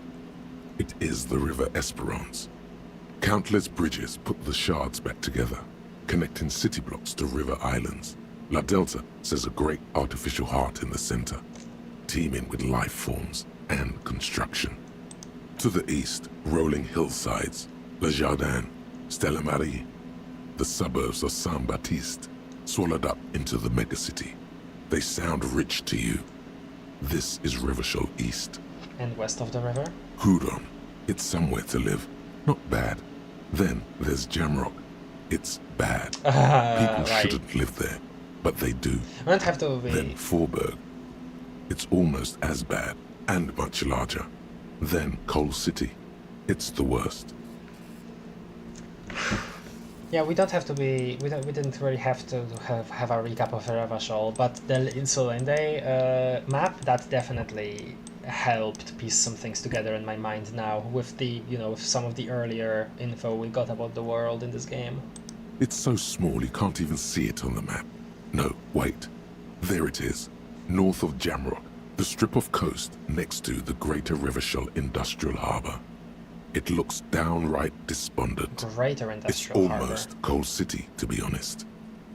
No, Coal City is worse. A charred limb. Rain falls on its slick black streets. And then there's the burnt-out quarter in the heart of Jamrock. Is it cold in this bookstore? Or is it just you? No, this is somewhere to be. This is all you have. But it's still something. Streets and so is the place to be. The world. You're still alive. Okay. No, that was my favorite line in the game and you interrupted it. No, I'm sorry! No, this is somewhere to be. This is all you have, but it's still something. Streets and sodium lights, the sky, the world. You're still alive. Was that sufficient? No. No? Okay, sorry. Your voice acting isn't this good. That's true. Lentil Brown is out of this world. The north coast to the east, Hudon. It's so no. The north coast to the east, Hudon. It's so small. No. Okay. This is somewhere to be. This is all you have, but it's still something. Streets and sodium lights, the sky, the world. You're still alive. There we go. We also have this book, The Greatest Innocence. Oh, hey! There she is, on the cover. Yep. We could have seen her much earlier into the game. Uh-huh. This dusty tome brings knowledge on the history of innocences. It is written by one João Paulo Solomao Lopes de Fuego. Wow, that's a long name. A Mesque fashion. Oh. Who tries to reach a conclusion on which of the innocences is the coolest in the world. Ah, that's what The Greatest Innocence means as a title. I see. Well, we'll read all that when we have to go to sleep. Okay, let's go to Lena.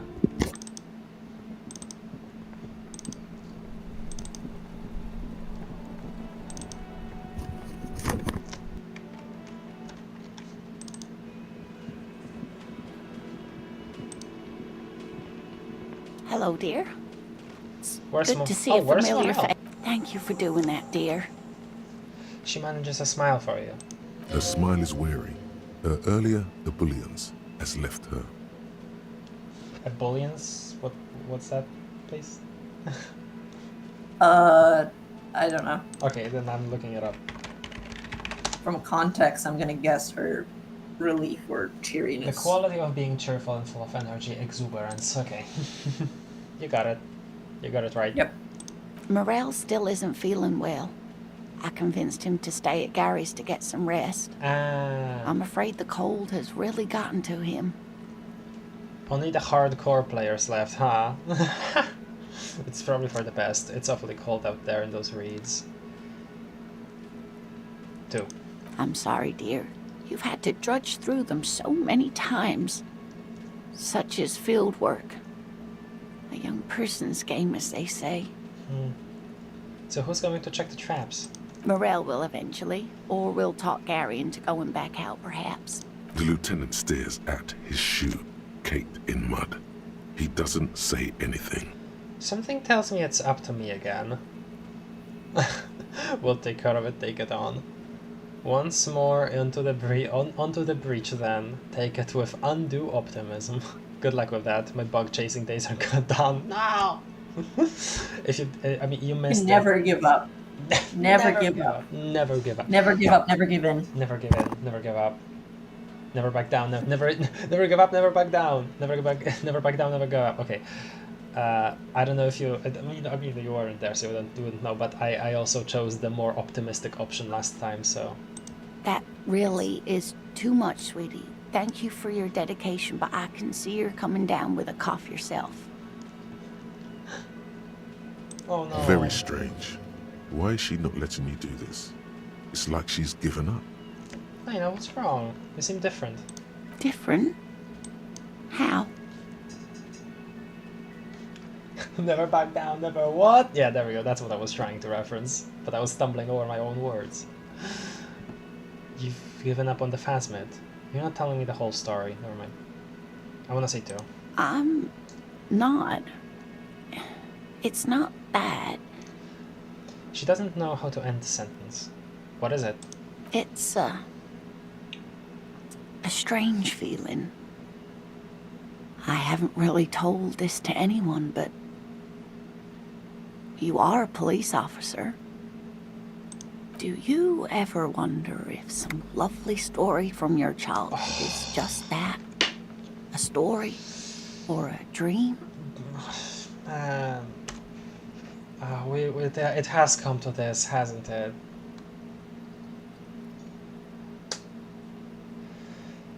Dang.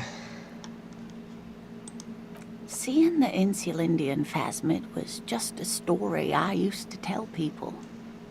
I didn't really think about whether it was real or not. And then it became real in your mind once you've met Morale.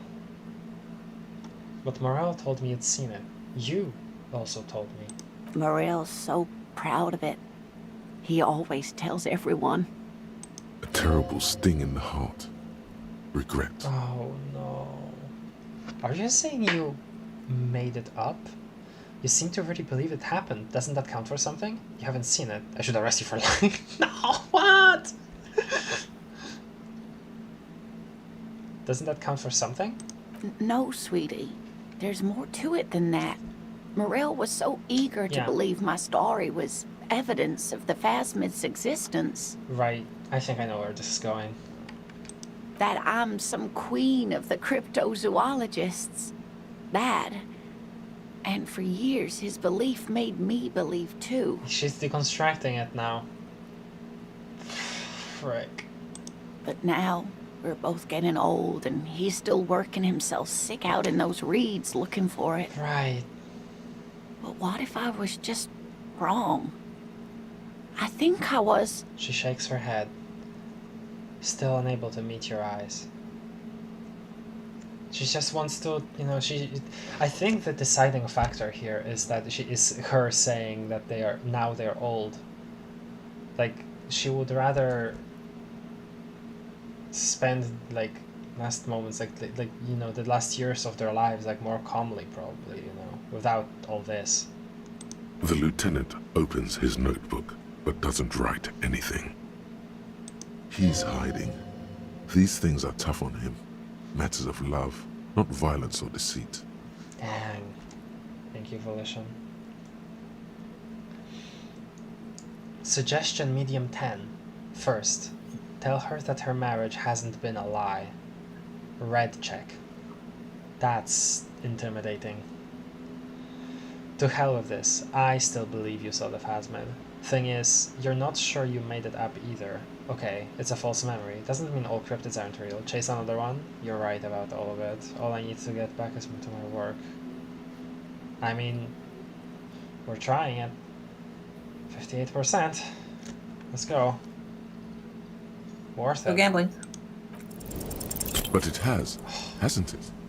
A seed can only bear what's inside. No. The seed of love is black and oily. Suggestion. Oh. No.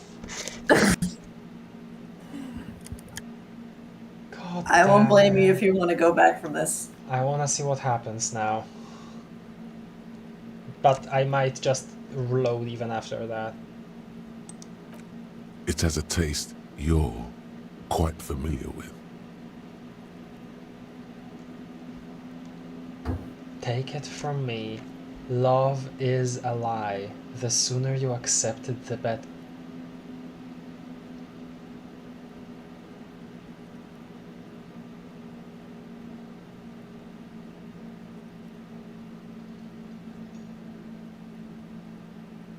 No. I want to believe that her spirit is stronger than this. This is the worst of Harry's thoughts getting to him here. And obviously referring to his own, you know, ex. You might be right, Detective. Frick. I was a paraplegic before we met. He didn't know before I came in on our first date. If I weren't the queen of the cryptozoologists, I didn't tell him that story. Oh. She has to swallow to relax her throat. It's keeping her from talking. He'd still be into you. That's not how these things work. Wait, can we salvage this? Now I understand why you haven't told him about the doubts. Well, love is hard. Say nothing. He'd still be into you. That's not how these things work. Maybe. Ow. Then why do I not dare Is that tell bad? him? Did I misread that completely? Enough of your time. No, I'm just alcohol conversations. I really must stop talking about it, lest I start crying and waste more of your time. Oh. What you have to know is, the Insulindian Phasmid probably does not exist. Let us fools chase our ghosts. There are a million better things to do with your life. Are there? Some of the other things are pretty bad.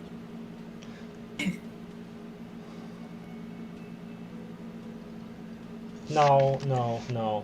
There is no way.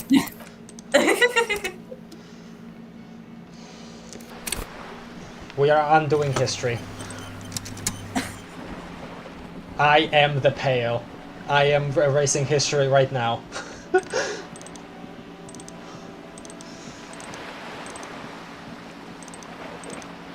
And is this quick save? Is this before or after you had the conversation? No, this is definitely after. Hold on. Okay. Oh wait, frick! This is before we bought the books. God damn it. Let me check. Let me check with Joyce. This is definitely after, but we'll still check. God damn it! I forgot to save before talking to Lana. I do not accept this reality. I don't. I, as the player, have the power to not commit to it. I have the power. Back.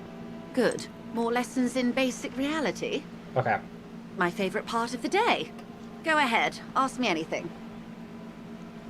Well, yeah, you already talked about the camera of her. Great ball. There is a Elysium. It does. A term of hate. Frick. Great things are different. Why did you go back to this? Sorry. Elysium. Okay. I have once again erased part of history. I have that power. Flowey taught me nothing.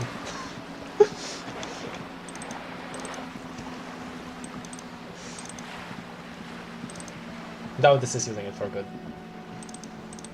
It's books later. It's chicken in. Oh, yeah, sure, yeah. Frankly, you could even buy the books off stream.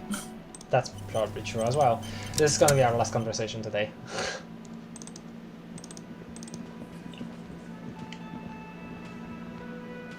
Suggestion?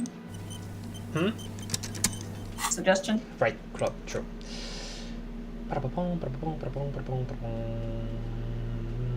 Suggestion is blue, right? No. Is purple. Is purple.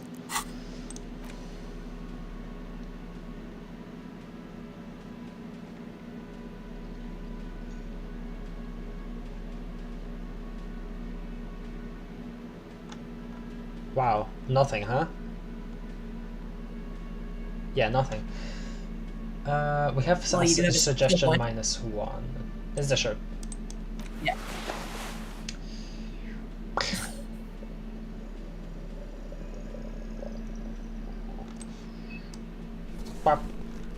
Oh yeah.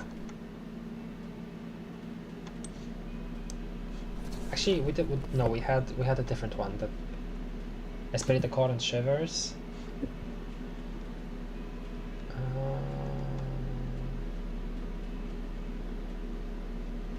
No, okay, this one definitely.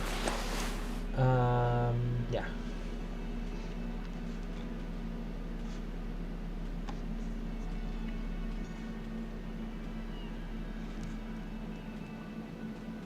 Okay. Oh, yeah. Hello, dear. Thank you for the smile is.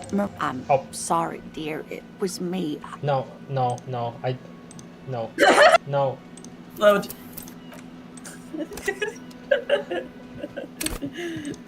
We can't do that. Hello. We cannot make her sad. We cannot make her sad. Well.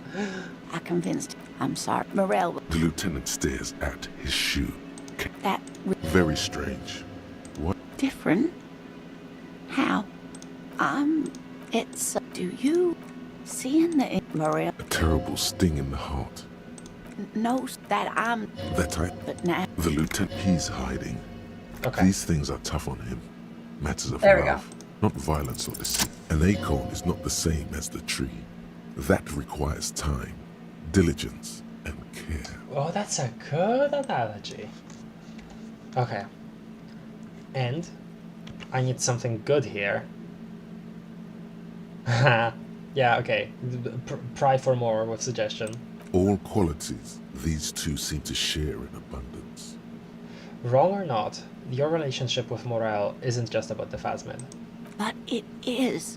We've spent years searching for the Phasmid, hunting it together.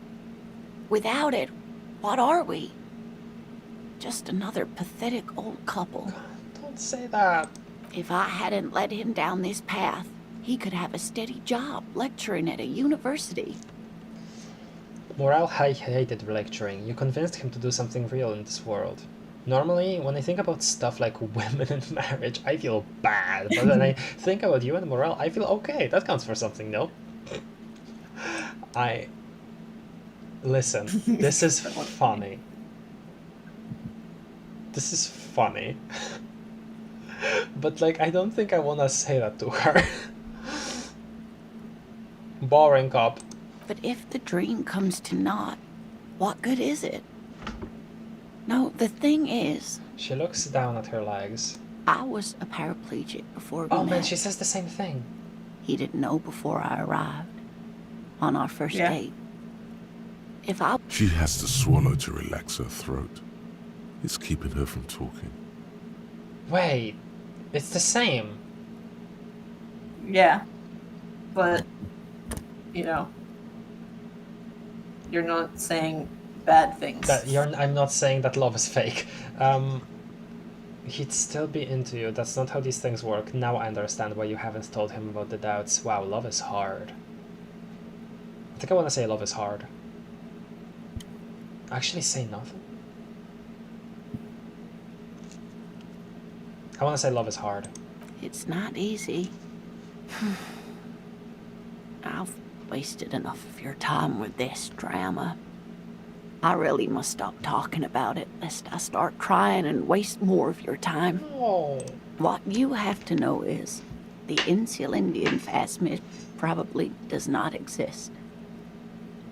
Let us fools chase our ghosts.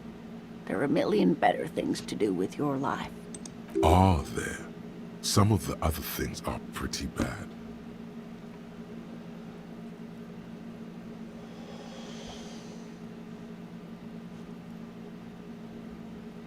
And it really just leads to the same thing? Yep. God damn it. Never give up. Never give in. You're not sure you made it up either. I'm not sure of anything. Sometimes I still see it, you know. The real memory. Not the memory of the memory, but it's so hard to tell the two apart. Interesting. Rising, unfolding from the reeds on a hot summer's day, like a benevolent god. Either way, I should go. Poor Morel is running a fever, and I need to get him home to Jamrock before we overstay our welcome with Gary. Are you sure you don't need help getting to Gary's? You do that, I'll check the traps one more time. Be careful out there, Lena. It's been a pleasure, ma'am. The rest of it is pretty grim. Thanks for bringing some light. It's a good one, but you don't need help? Oh no, thank you, but I can get there on my own. This old thing is gas-powered. Whoa. And then a taxi home. It's not so bad. You do that. I'll check the traps one more time. Really? Yes, Kim. Yes. Do you want to say Kim. no to this sad old woman? This is one thing we will always disagree with you on, Kim. You have to... everything else we do to make you happy. This is for Lena, and this is for us. We have to believe. I'm surprised you're, like, going into that as hard, but no, I get it. Oh, sweetie. Please don't get stuck on a dream. Take it from me and Morel. No one can stop you from finding the Phasmid. No one can stop you. Believe in yourself. Yourself! Can I have your address, just in case there's news? Okay. It's 1113 Tabernacle Road. Jamrock, but... A sigh. She doesn't think you'll need it. Oh, come on. Be careful out there, Lena. It's been a pleasure, ma'am. The rest of it is pretty grim. Thanks for bringing some light. I want to say for 6. That's good. Yeah, that's sweet. You're welcome, sweetie. I'm glad it helped you, even though it turned out to be a... She flicks a switch on her chair and the engine turns on with a whir. I'm glad I could help you. The sentence remains unfinished. A waste of time. A dream. A fool's hope. Say her lips moving in silence. Like that, she drives off. The gas engine putters quietly as she gets to the doors, then pushes them open. Outside, the cold, coastal wind blows. We should go too.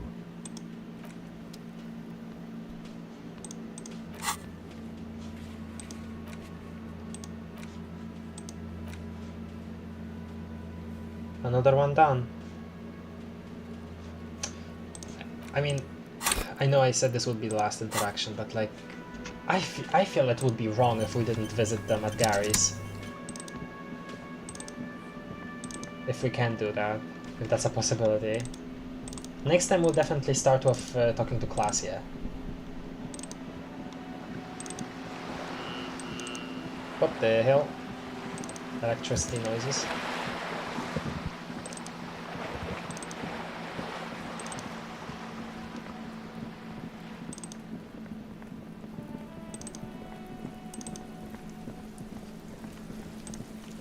Before that, let me read the chat.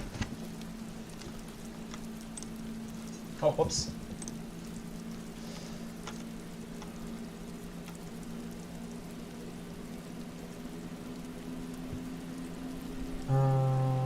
This is like Homestuck where they spilled white ink instead of glitter. That's so true. I think I do have that ice ball earth image wall. You weren't there, but somebody mentioned an image of the flat Earth planted on a massive ball of ice. And that's a really funny visual. There was a thing called the warp in Warhammer, which is a very weird space, let's say. Application of theory of particle is okay. In Warhammer 40k, the main way of interstellar travel is opening wormholes to what is basically hell. One which surprisingly fits the description of the Pale, but there's also demons and crap. Aha. But you know, traveling to another place by first going to another plane is also very Homestuck.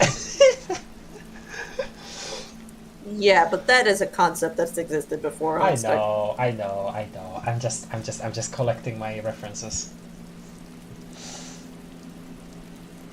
Damn, amnesia hitting craft early and without alcohol. No! I don't know what that was even referring to now. Paradox if they weren't freaking around.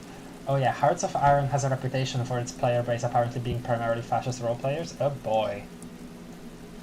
I wouldn't know, because I'm not really into war simulation games, if that's what you could call that. I mainly meant the historical games where they kind of sidestep those topics. 850 million is, I'd say, still plenty for what is seem to be a Pacific-sized plate dotted with islands. No, I think 850 million is all Isolas combined, I'm fairly sure. Not just the Insulindian. Let's go gambling? Oh dang it, evil gambling of hesitance and anxiety. I don't accept this reality. I was about to say Hardy Flammy Howie. Howie. Wow, thanks for that. Howie Mandel. No. This is like all the Mario who died thing, but for the pressed Harrys. It's good. That's good whistle play. That reality was a fluke. Let's go gambling. Keeps winning, keeps winning. Harry, your misogyny is sure is. This reality I can't control. Gamer discovers the illusion of free choice. So true. It'd be pretty hard to write a game like this if absolutely every choice led to completely different dialogue. And then Captain says, I mean, this game gets pretty close, but in this situation you're really at the end of Lena's arc. Okay. Electricity. Backwards. Yeah. Because the sound was backwards. Okay. Last thing. We're going in. The door is closed again. Nothing to do here anymore. You hear someone inside, walking from room to room. Whoever lives here must be back home. Alright then. Never mind. Yeah, you don't have the key anymore. Yeah, right. The suzerainty if you want to do, but that's a little bit longer. A little bit longer. Get damn, it's a board game. We're approaching 3 AM. Yeah, you should go to bed. Alright. This is a good place to leave out. I think so, yes. Man. I renamed the stream to Discovering the Pale. But now I feel like I have to name it something that both refers to that and the sad ending here with Lena. I'll think of something. Alright. I've caught up with the stream, chat. So thank you so much for sticking around today. We had a lot to talk about. And I hope that none of my commentary has disappointed. That's all I can hope for ever. I know there Good night, everyone. Yeah. Like, subscribe, share with a friend if they also like Disco Elysium and they think they'd like this. You know, perhaps. Yeah, that'll be it for today. We'll see about next week. Okay, Disco Elysium, yes? Correct. Like that is happening unless something comes up, like a stable thing on Sundays. But I was more so thinking about Half-Life 2. Next week might be a little packed for me, but we shall see about that. Okay. See you guys.